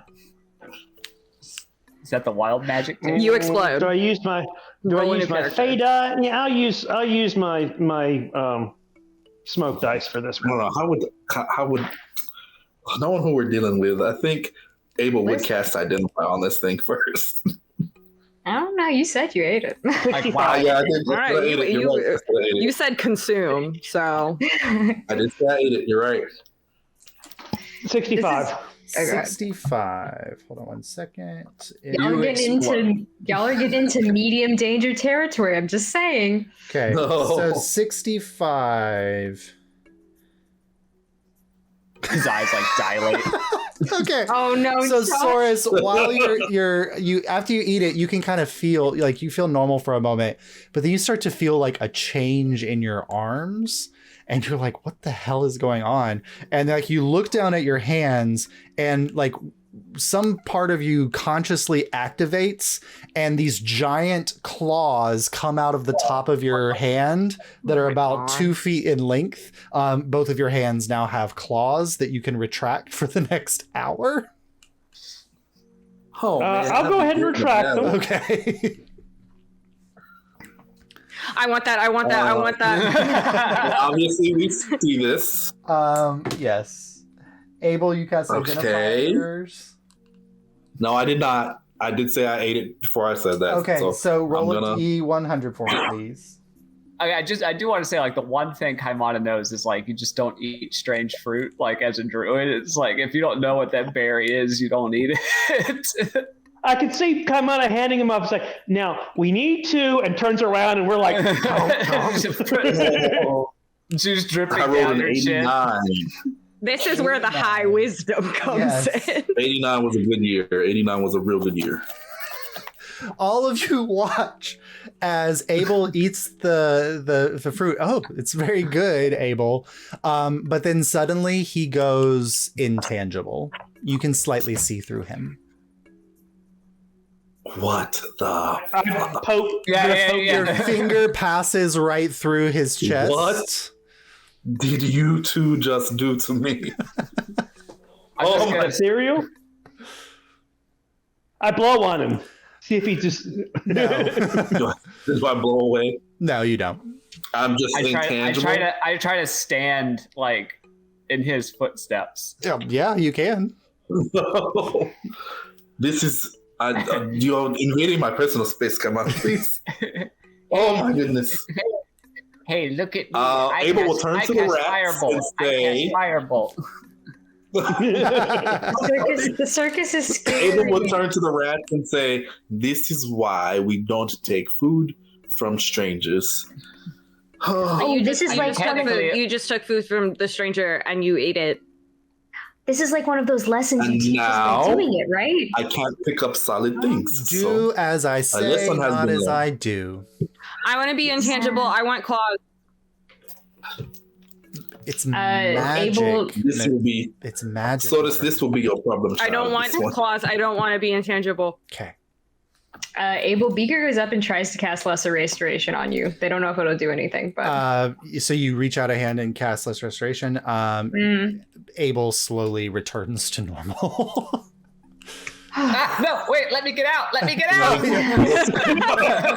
Kaimana, you are shunted to the side as Abel recorporates. All right. Wow, thank you so much, Beaker. Beaker pats you. Thank you. You are a lifesaver. So apparently those beans are more powerful than anyone thought, huh? Yes, we had no idea these beans could be so powerful. Okay.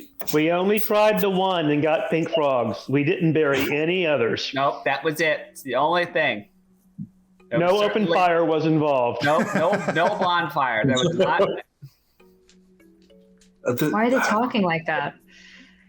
I don't know. Oh, it's obviously like concealing the truth. So I haven't heard anything of any giant frogs. So as long as you two took care of it, and Marlo won't scream, we're fine.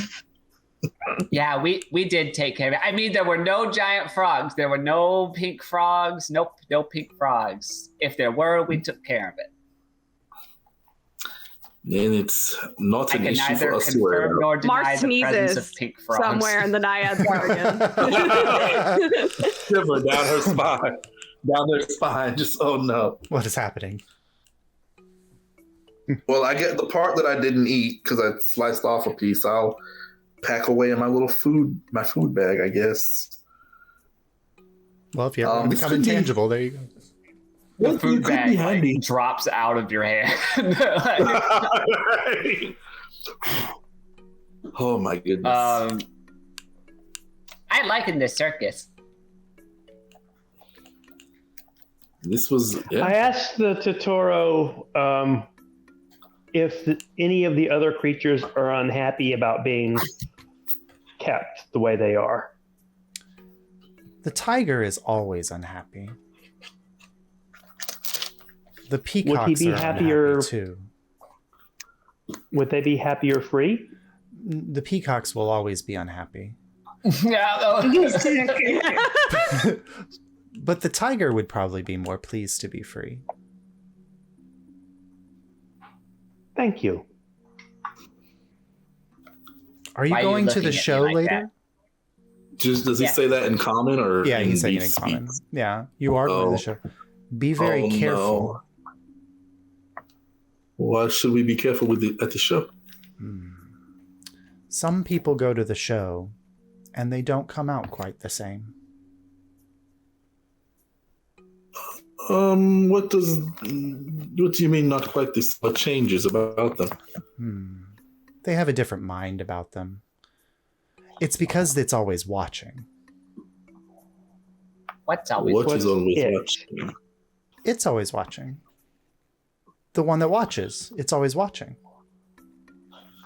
What does the one that watches? I would like to make a perception check. Yeah, go ahead. Oh, there we go. 27. You look around very carefully. You don't see anything. I mean, like 3 cages down, the Periton has stuck its head out the cage and is just staring at you. But other than that, there's nothing like. No. There's nothing that's watching you. Oh, not like that. He's watching right now, though. He's not watching me. He's got his. No, I think he is. Against scrying and stuff. What is he? Well, I mean, he's one that There he watches. is. He has enough eyes to watch for all of us. Oh no. Does he have a name? He's the watcher. Oh, I think they might. Sorry. What's that other word that humans use? Spectating. He's a spectator.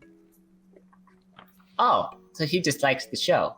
He likes to watch. Yes. Oh, okay. Yeah, that's why we're going to the Does circus that- too. Well, just be careful. Does that ring any bells for Abel, a spectator, a watcher? Yep. Someone Yeah, who I would can like. alter I would like to roll.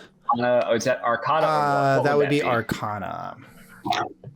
Well, Ooh, I'm it's good at those. not great, but we'll see what I got. Oh, it was so close to a nat 20. It's a 2. 2. No, you have no idea. Not close. So yeah, it's Let me get a decent look. Yes. it's just another circus patron to Kaimana. Yeah. Oh. Come on, Abel. Sorry, I got so many freaking dice in here. Let me use my special Jace dice. Ooh, a natural 19 I'm telling you. for Arcana. Yep. Where's my Arcana? Oh, for +8, so it's 27, right? 27? 27. You don't have a lot to go on. Totoro, as fey creatures go, speak in riddles. Don't have a concept of reality in the same way that somebody from the material plane would have. But the mention of a creature with lots of eyes does draw a hint of fear into Abel. You've heard many legends of creatures from the distant planes of the astral places, or even like what many Nuavians theorize might be like an aberrant negative dimension of space or time.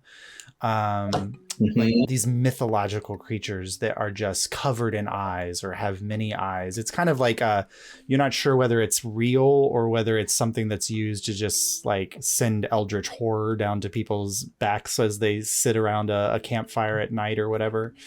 But then when he says spectator, you do know that there is a particular creature that people do call a spectator, and it is a dream of a beholder. A dream of a beholder. Yeah. I ask if the name beholder rings any bells for our Fey friend. Well, yes. They're rather narcissistic creatures, but their dreams are They very are. powerful. Is there a beholder here in this circus? Oh no, he's further away. Is he with the Starfell tent? Oh no, he's not here. But the spectator is. The So he spectator. dreams of the circus and watches it. Yes, it's hard to explain. That is interesting to know. Maybe we're all his dreams, you know? Yeah, man. He's just eating the fruit. Yeah, hey, yeah, hang on. I've got some herbs in my herbalism kit and some rolling paper before we go any deeper. No. How about weed? Yeah, you would. So just Yeah, be careful. And I would recommend the workers and the people get rather antsy after dark. So if you don't want to be part of that problem, then I wouldn't stay here long after the show. Okay, this is good to know. Thank you very much. But have fun at the circus. I hear it's a good show. Yes. Oh, we're planning on going. All right, so how much time we got? Are we on like? You're probably 10-minute warning. 10-minute warning or so before the main show is going to begin. Let's go get good seats with a clear access to the fire exit. All right. Good plan. All right. I'll pick up a turkey leg for Mortar on the way since I owe them one. Okay, that's 2 copper for a turkey leg. While we're walking, I'll just pull my robe open and I'll just communicate to Anansi. Since it's dark now, I would like him to take the note that I wrote earlier and as stealthily as possible make his way back to the city where Alyria told me my father was staying. Okay. And avoid as many people as you can. And hopefully if someone sees him moving in the darkness, he'll just look like a small cat or something. Okay. And drop the note off with my father. So he flies off into the night as the sun is setting behind the city and disappears off over the wall. Go ahead and make a stealth check for Anansi. I can do that. I think he has like a plus. He got a plus something good stuff. Feature inventory infusions. Yeah. Anansi spider. He has Anansi man does whatever a spider can.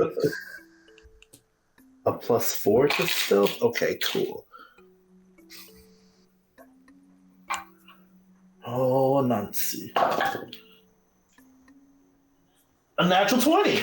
What? So there's a slight delay, and so I hear a natural 20 coming from the living room, and then it comes over the speaker. All right. So Anansi's got a natural 20 as he's making his way safely through the city to your father. All right. So you all make your way to the circus tent. There is a barker out front who's taking coin. Entrance into the circus, I believe, was on the thing. I can't remember what's or the one thing I didn't write down in my notes for today was that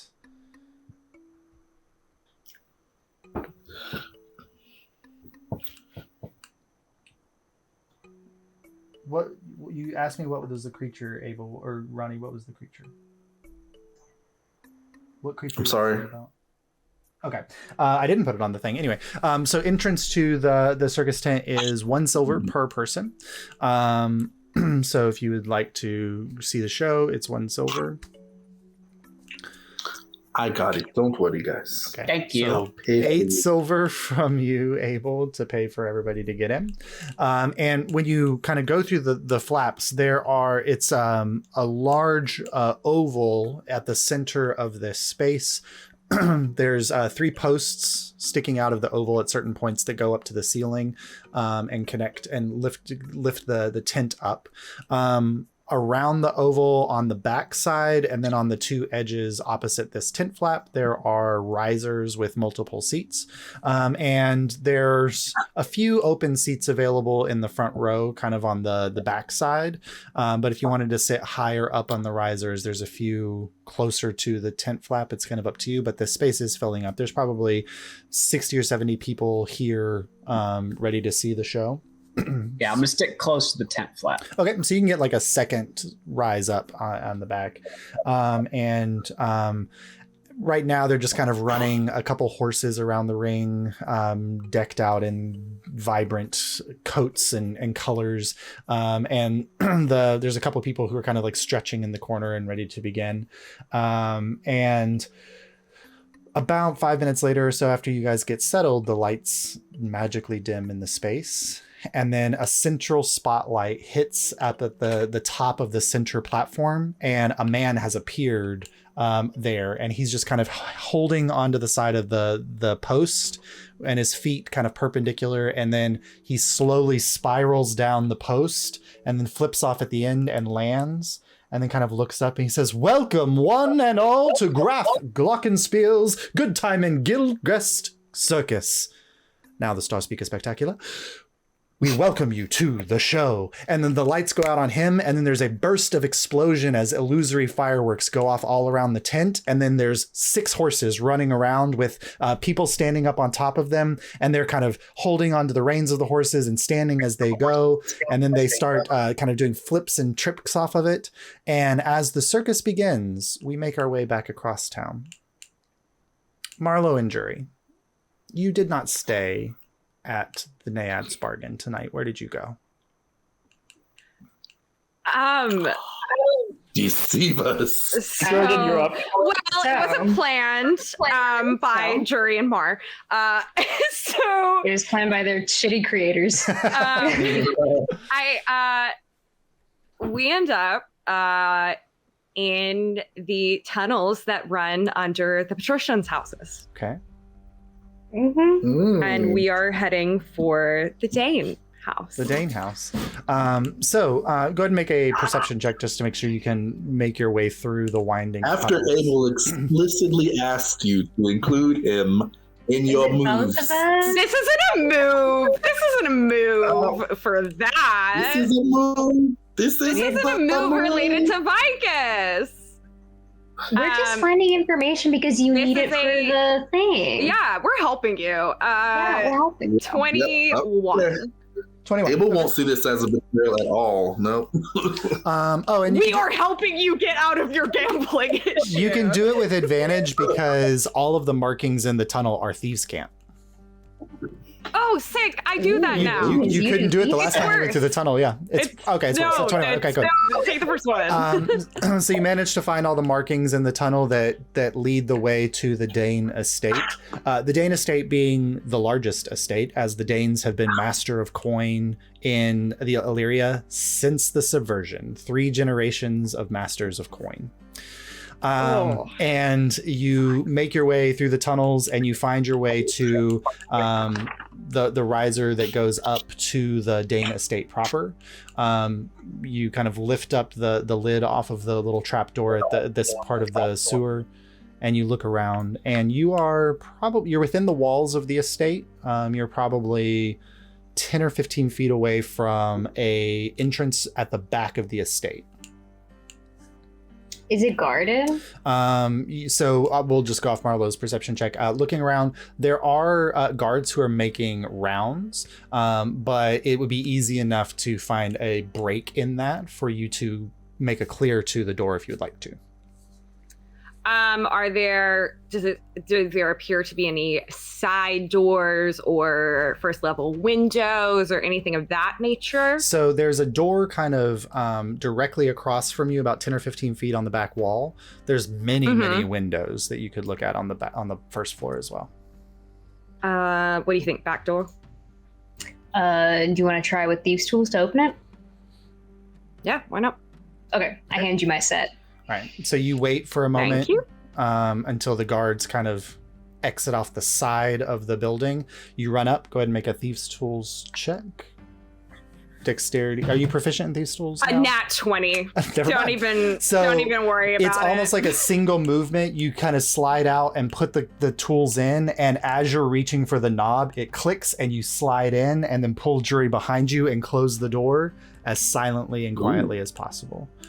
You are in like a larder that's filled with hanging meats and root vegetables and things that are kind of drying out in the space at the back of a kitchen. It is late at night, and you don't hear any hubbub or anything in the kitchen. It's already after the dinner rush has happened. All right. Where do we start? Probably you'll be in his private quarters, which sucks, but hopefully he has an office. Okay. So you're going to explore for an office. Or something that looks like he's got papers lying around, or like a money room, or I'm going to cast invisibility on myself to like scout ahead for Mar. Okay, good. So you're casting invisibility. Go ahead and make a stealth check with advantage, Juri, as you're scouting ahead. Okay. And then also after that, make a perception check or investigation, your choice. Great. Ugh, I got an 11. On your stealth? Yeah. Okay. Oh no, plus the 10, so 21 from being invisible. Yep. And then, but did you? So invisibility gives you advantage on the roll. Oh, I thought it gave me plus 10. Okay. Okay, so then I got an 11. Okay, 11. Not good. And then you, what was your perception or investigation? Perception. I'll do investigation because I think that's better for me. I got 21. 21 on investigation. Okay, so you are kind of making your way through, and you creep your way along. Check most of the first floor. Just seems to be basic living spaces, living rooms, tea rooms, dining rooms. There's a solarium in the back. There's, various different things. Nothing seems like office-y on this space. You make your way up the stairs in the foyer to the second floor. And as you're scouting around here, you do find a very ornate and locked door on the second floor. As you're making your way back, you do back into a pot that begins to tumble over and fall. Make a dexterity check to try to catch it. Okay. Not a saving throw, right? Just a check. No, just a check. Okay, come on. Oh, I got a 20. A 20, okay. Beautiful. So Beautiful. You catch it, and even though your stealth was thrown off for a moment, you managed to reconnect and place the pot back and prevent it from shattering. You do see a maid come out of a room off to the side, and then she walks across this little balcony space. She does not approach this door. She keeps walking off to the side and then goes into another room. And you hear her say, Mr. Dane, would you like a coffee for your bath? And Dane says, I think that would be fine. Thank you, please. And then she walks back across the side and then heads down towards the kitchen to brew up some coffee for Dane, who's apparently taking a bath. Little bath boy. I messaged Mar and I'm like, Dane's taking a bath, door upstairs. Maid coming to kitchen. Okay. All right, make a stealth check, Mark. How rich do you got to be to bathe in coffee? I know. You've been saving 30. That one, haven't you? 30. So yeah, I rolled really high. You're in the kitchen when you get this note, and then you hear the steps of the maid coming towards the kitchen, and you hide against the wall, and she comes in, and then you slide behind her right after she passes you by, and then you back out the door and then down the hallway and up the stairs without her even noticing your presence. And you get to the door. It is locked, but it seems like an ornate office door or something like that. I would like to try to pick the lock. Go ahead and roll a lock picking check. That is a hold on. If it's over 20, it's a 21. Yeah, that's good. That you needed egg 20 to pick this lock. Amazing. So you slide into a room. I'll give you a visual. Ooh, a map. That looks a little. That looks like this. So you've got a. Let me pull this down a little bit. So you guys enter in here. There's a large desk at the center that's got a few things around it. There's two side tables next to the desk. There are shelves on the back wall, and then it rises up to a library that goes around on kind of a half story above that. But there's a lot here for you all to explore. Can I check this room for traps? Yeah, go ahead and make an investigation. Haha, I'm a rogue. I can do these things. I remember to do these things. Josh, you should do a flyby with the camera. Let's see. That is a 15. A 15. I guess really what I'm just investigating, because is does anything seem like it's magical or something like that? So you don't sense anything magical, but you also don't pick up on any traps in this space. Okay. I want to go for the desk then. Okay, so you go to the desk. So go ahead and make an investigation check for me, please. Okay. Time to switch dice. There is an owl next to the desk, but it seems asleep at the moment. Oh. Hello, sir. Okay, that is a natural 20. You needed a 21. No. No. But I'm saying like you needed a 21 with a natural 20 plus your investigation. Which the No, modified I rolled a dirty 20, Josh. Oh, I thought you said it was a natural 20. Oh, dang. No, an Okay. unnatural 20. It was a bizarre 20. So no. Sorry then. But you do discover. I'm so mad. No. I'm so mad. Can I get help from Juri? Is Juri helping me? Is Juri helping you? I'm trying not to metagame this, but Juri would have asked you if you want help or you want me to cast clairvoyance on the door to watch. I would have probably asked you would have that at asked the for beginning. help.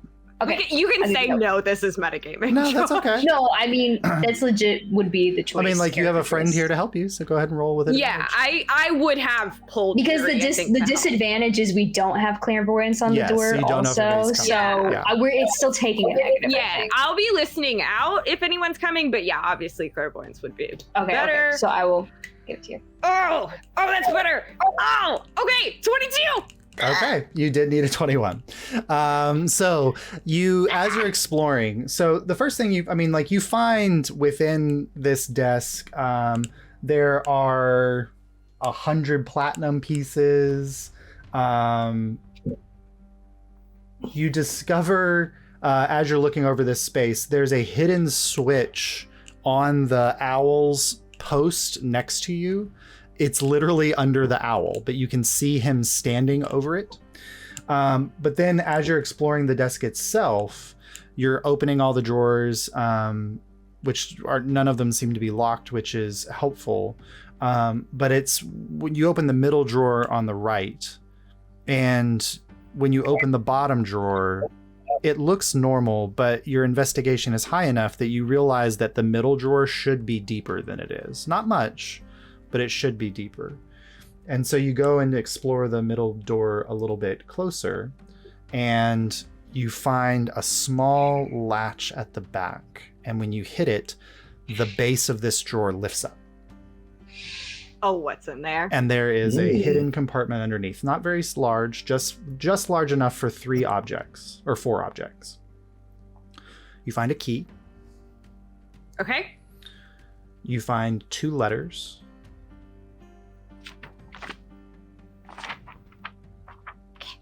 Hold on. One of which you can read, the other one you can't. One is written in Infernal, but you can read it. So I'm sending you. Oh, Infernal! Dane! And you find rolling at the back of this space, and when you pull it out, your hand wrapping around it, you already know what it is before you pull it out of it. You lift up a beautifully carved bishop piece. Yeah! Yep! Called it. Yep! Yeah. Oh, I've been calling it. Yeah, but you've got. I just show it to Juri and put it back. And I go, Yeah. I'm invisible, but I'm doing that. Yeah. I flip it to where I think Juri is. Yeah. And you've got the hidden button switch next to the owl that you also managed to pull up. Do you flip the switch? On the owl? Like on the owl's podium, you see a hidden switch. Can I do it without waking up the owl? So it's weird because the owl hasn't moved since you got here. Oh, is this a this is a fake owl?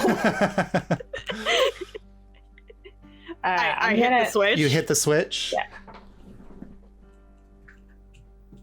These slide to the side. Whoa. And there's Scandal. a door at the top of the second floor. Oh. We go there. Okay. you Mar, go- are we taking all the shit too? We're taking the shit, right? I think we should take the shit. I mean, there's 100 Otherwise platinum. What is no, I'm not No, taking not the platinum. money. Oh my god, he's gonna Just kill the us if he takes tea, money. the tea, Josh. Yeah. Can I quickly scan what it, like, not like full depth read the letter, but the Infernal? Does this seem to be like something useful? I mean, you've got the letter there if you want to read it. Oh, you did send it to me. I'm a clown. The second one, I sent you 2 because I sent you both of the letters. That One is encoded, written in a that's language encoded. you cannot read. The other one is written in Infernal, and then I sent you the translated Infernal one. Wait, where's the translated one? Did it not come through? I'll send it. No. again. Oh, it did. Okay, it did. Okay. What is this? As you unroll the letter, the parchment is old and it is weathered and torn, but at the edges is this dripping, shadowy substance. Oh no! Oh no! Oh no! Oh no! He's with the death cult. Do you want to read it out loud? Okay. Shaded one. Character voice. Sorry. Okay. Thank you. Shaded one. The dragon roars high and mighty in his cloud, but is still unaware of our involvement. Stay true to your course. This game of chess can only have one winner, and we are playing both sides well. The whistled one has gathered half the stones, but the dragon has control. Use the coin's influence to seize delivery of the others in the chromatic name. Whistle one is too dumb and eager to please to ask the right questions. The dragon's twins and his new furies are quick on the trail of the remaining stones. It is important we lay our power on them before his claws can grasp. The fireworks are close to complete. The full moon draws nigh, and the binds will ever be lucid. In the stranger's name, Caliga Nvidia rises. Yeah, Caliga Nvidia. Spartan? Spartan. Yeah. Oh, I'm so sorry, Spartan. Yeah, and Caliga Nvidia, this is the second time you've heard reference to that. You feel Jordan beside you, and I'm like, steal this shit. Come on. Okay. You cannot translate. What languages does Juri speak? I speak Orc and Common. Okay, yeah, you can't translate either of these either unless you. But I'm like, we should take it. That's otherwise, fine. I take it. Okay. Yes, thank you. And I think we can leave. We can leave the. Are we taking the bishop piece too, or are we? No. Leave the bishop. Okay. Leave the bishop. Are we leaving the key? Taking. No, take the key. All right. Okay, thank you. I just wanted to clarify for Josh all the things we were stealing. Okay, so you all make your way up. What am I gonna do with the bishop? Just hold it? Like I didn't know if we needed it for proof. And you go through the door, which is not locked because it was there. Behind the door is a spiral staircase that leads down to a pathway. Oh no. I hate that there are maps here. I hate Oh, so much so there are maps here. Did you make that spiral staircase? That's So from the staircase that is in the thing you got. Okay. Yeah. you know when we Yeah. told the others. That looks so good, Rob. It does. Those look so good. All right. So you guys come down the spiral staircase. Yep. And I'm like, hey Mar, you remember how we were like, don't get into small, medium trouble with the others? We're past that completely, but that's fine. We're not in trouble. We haven't been caught. It doesn't count. That's true. You're right. All right. So you've got a small passageway here. At the end, it hits another wall, and then it bends to the right, and then you can't see where it goes from there. But Okay, I guess we keep going. okay. Stealthily. All right, make a stealth check. Stealthily. How far do you go down the hallway? Oh my god, Josh. Just a little bit. I'm trying to scope out if there's if I can hear anything, if I can sense anything. You can either perceive or you can try to investigate. I'm gonna try to perceive. Okay. Juri, are you doing anything as you're walking down the hallway? I got a 15 stealth. 15 with the stealth. Are you trying to perceive or investigate this trip down the hallway? I'm gonna just be, you know what? I'll investigate. I want to make sure they're not traps. This sounds like trap place. Got an 18 on perception. Okay. 18 on perception. Well, that one. Based on smell, too. Yeah. You feel like you're alone, but there's a smell in this space that you've never smelled before. Something, it's not sulfuric. It's not, but there's something weird about the way this hallway smells. I turned to Juri. This place smells like sulfur. It's not sulfuric, sorry, but it does have that mineral. It has that mineral smell, yeah. But it's not sulfuric, so you're not immediately jumping to devils or demons. But I am jumping to bad death cult. Well, Okay. I don't see shit, but should we keep going? What did you roll? I got a 4. Okay, I don't so see shit. neither of you are Yeah. investigating, or you. Let you don't- me. So who's leading go the first. path? Okay, Me. Marlo, when you get Okay, so we're still going. Yes, yes. here. Oh, we're still going. I mean, of course we're Yeah, going. We got this far. So because you're so focused on trying to see if there are people around Marlo, you miss that when your Yeah. foot steps out and you step down, the slight descending of a pressure plate and the click of a trap. I need you both to make dexterity saving throws. Oh no. Aw, come the fuck on. 30-20. Okay, I got a 9. 9. So Marlo, you actually That's not- dive, when you hear the click, you dive this way and you land over here. Just in time to turn around and see a plate open on the wall and a golden face come out made of brass and then spew a gust of fire. And the fire shoots down and fills this whole hallway. Jesus. Jordan, you take... Fucking Indiana Jones Yeah, shit. you take 12 points of fire damage, Jordan. It's not my day today. As per usual. But since you are perceiving Marlo, your hearing picks up the click, click, click, click of the trap resetting. It's going to go off again, so you can attempt to try to disengage the trap. Yes. Okay. I So you would go love to the do pressure that. plate. Go ahead and make a Thieves' Tools check. Okay. Nat 20. Not 20. Okay, good. So you get in there and you manage to disengage the trap, and you hear the clicking stop, and the face kind of almost like a clockwork. It was about to come back out and spew again, and it kind of locks in place, but no fire comes out. Local himbo on fire, don't worry. So, Jordan, I'm sorry. you but move okay. down to join Marlo. Okay. Okay. Okay. I would like to. You come around the corner and you see Try this again. a door in the distance. Okay. Now I would like to investigate to make sure there's not another one. Okay, so you investigate for traps. Go ahead and roll investigation. God, I mean 12. 12. Okay. As far as you can tell, you don't see any traps in this Great. hallway. I move forward. Okay, you move forward. You get about here, Mhm. and you missed in the darkness of the space, even with dark vision, and it's hard to tell because the gray of a tripwire and the gray of the floor are very Oh, Yeah, similar. he's got a lot of money to put in this place. And you tripwire.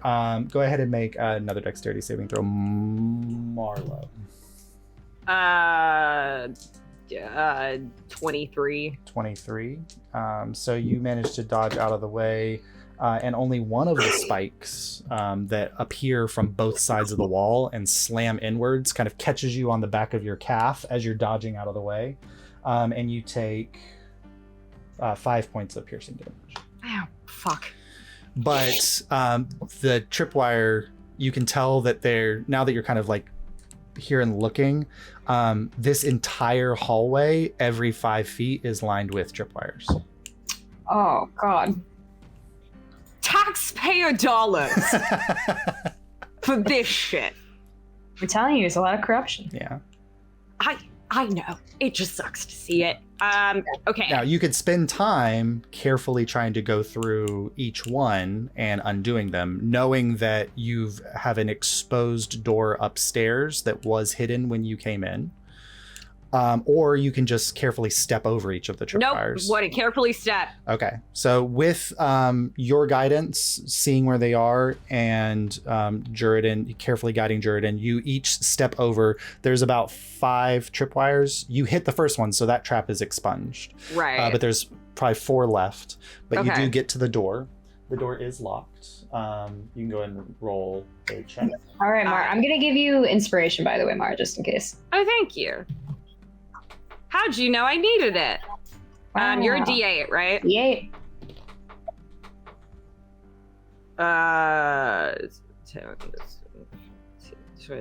23. 23. Yes, that will do it. It is a hard door to unlock, but 21 was the thanks. So you unlock the door and swing it open, and you are looking into Oh, Holy shit! No fucking way! So you look in. You got the ones that light up. That's awesome. I did, yeah.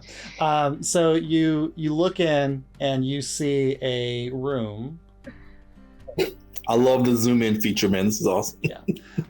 And there are several things around. There's like a spinning rotary in the corner, or on one side. There is a podium with what appears to be a skull on it on one side. There's a mirror on the back wall. This is it, guys. Stand up. There's a mirror on the back wall that is currently dark, but you've seen a mirror like this before, Mar. But what catches your interest first, other than the lit circle, whether it be a transportation circle or a summoning circle or whatever, at the center of the floor, you see a rack at the back, and there is a man strapped to it. In the dark, it's hard to see who it is. Oh, I would like to move forward to see who that is. Okay, you avoid the space. I would love to avoid the circle. You're so right. Closer. Is this the guard? The Feldspar guard? Like the captain of the guard? When you get closer and you can see his face in the darkness, because there's only the light from the pulsing circle at your feet. But when it washes across his face, it's just so weird that Uriel Dane is here when he's also supposed to be taking a bath. Holy shit! Oh no! What? Oh, I would like to see if is he okay? Is he awake? We'll find out next time. Yo. What? Oh no. My great hope for this is that you guys get into clusterfucks at the circus, and we have clusterfuck at circus while clusterfuck at this is happening, and we could just cut back and forth between the two of them. But there you go. I'm sure there's a clusterfuck coming. Mar or Grace, you do not speak the language, but you are educated enough to know that the other letter is written in Celestial. Okay. Yeah. Cool. Mm-hmm. Celestial. I figured, because that's the other big one that I don't speak. Yeah. I speak Abyssal. Abyssal's good. But yeah, it hasn't come up. The opposite of it. yeah, I like leading off with, we have a circus beginning, which is super exciting, and then you guys are entering into a whatever the fuck this is. So. Oh A my circus god. Huh? It's a nice use of the miniatures. Oh, thank you. No, I love it. Like the Uriel Dane's office, I'm especially proud of. So thank you so much for Rob for making it all those things, Rob. They Yeah. look awesome. They Man. make it Like, so possible. I cannot wait for us to be like, don't worry, Uriel Dane, we'll help you get out of here. Why were you in my house? Don't fucking worry about it. We saved your life. Yeah. Get the fuck up. Do you want to go back? We figured An anonymous out. informant. Yeah, we found out about some. I could just trickery. tell you weren't being yourself because you're so cool normally. I feel and like- that guy was a loser. I feel like Mar and Jordan were like a little tipsy when they went on this adventure, and then they were like stone cold sober. In Yeah, this oh my room. god, immediately sober. Oh, I'm sober now. That was wow. This came from, by the way, I want everyone to know that this plan came from me texting Ace, I think a little bit after last game, sometime this week, where I was like, we should do something stupid while the others are at the circus. And I was like, we should go track down Yara. And I was like, no, we should go track down Yorian. And then I was like, no, we should break into Dane's. I think And then I you said, yeah. You said, let's break into Dane's. And I said, yes, that's the stupidest thing we could do. Yeah, it's quite possibly the worst idea. And look how it's paid off. Look, it's We have great. a time limit. We're supposed to be here. I mean, we have to figure out I mean, yeah. the thing for to get the mafia off your back. Yeah, that's Which why I we're think here. we have a little more than proof for the mafia. Yep. Oh man. But Yep. we'll pick up there next time. Yeah, I just want everyone to call out of work tomorrow and we can just play D&D all day.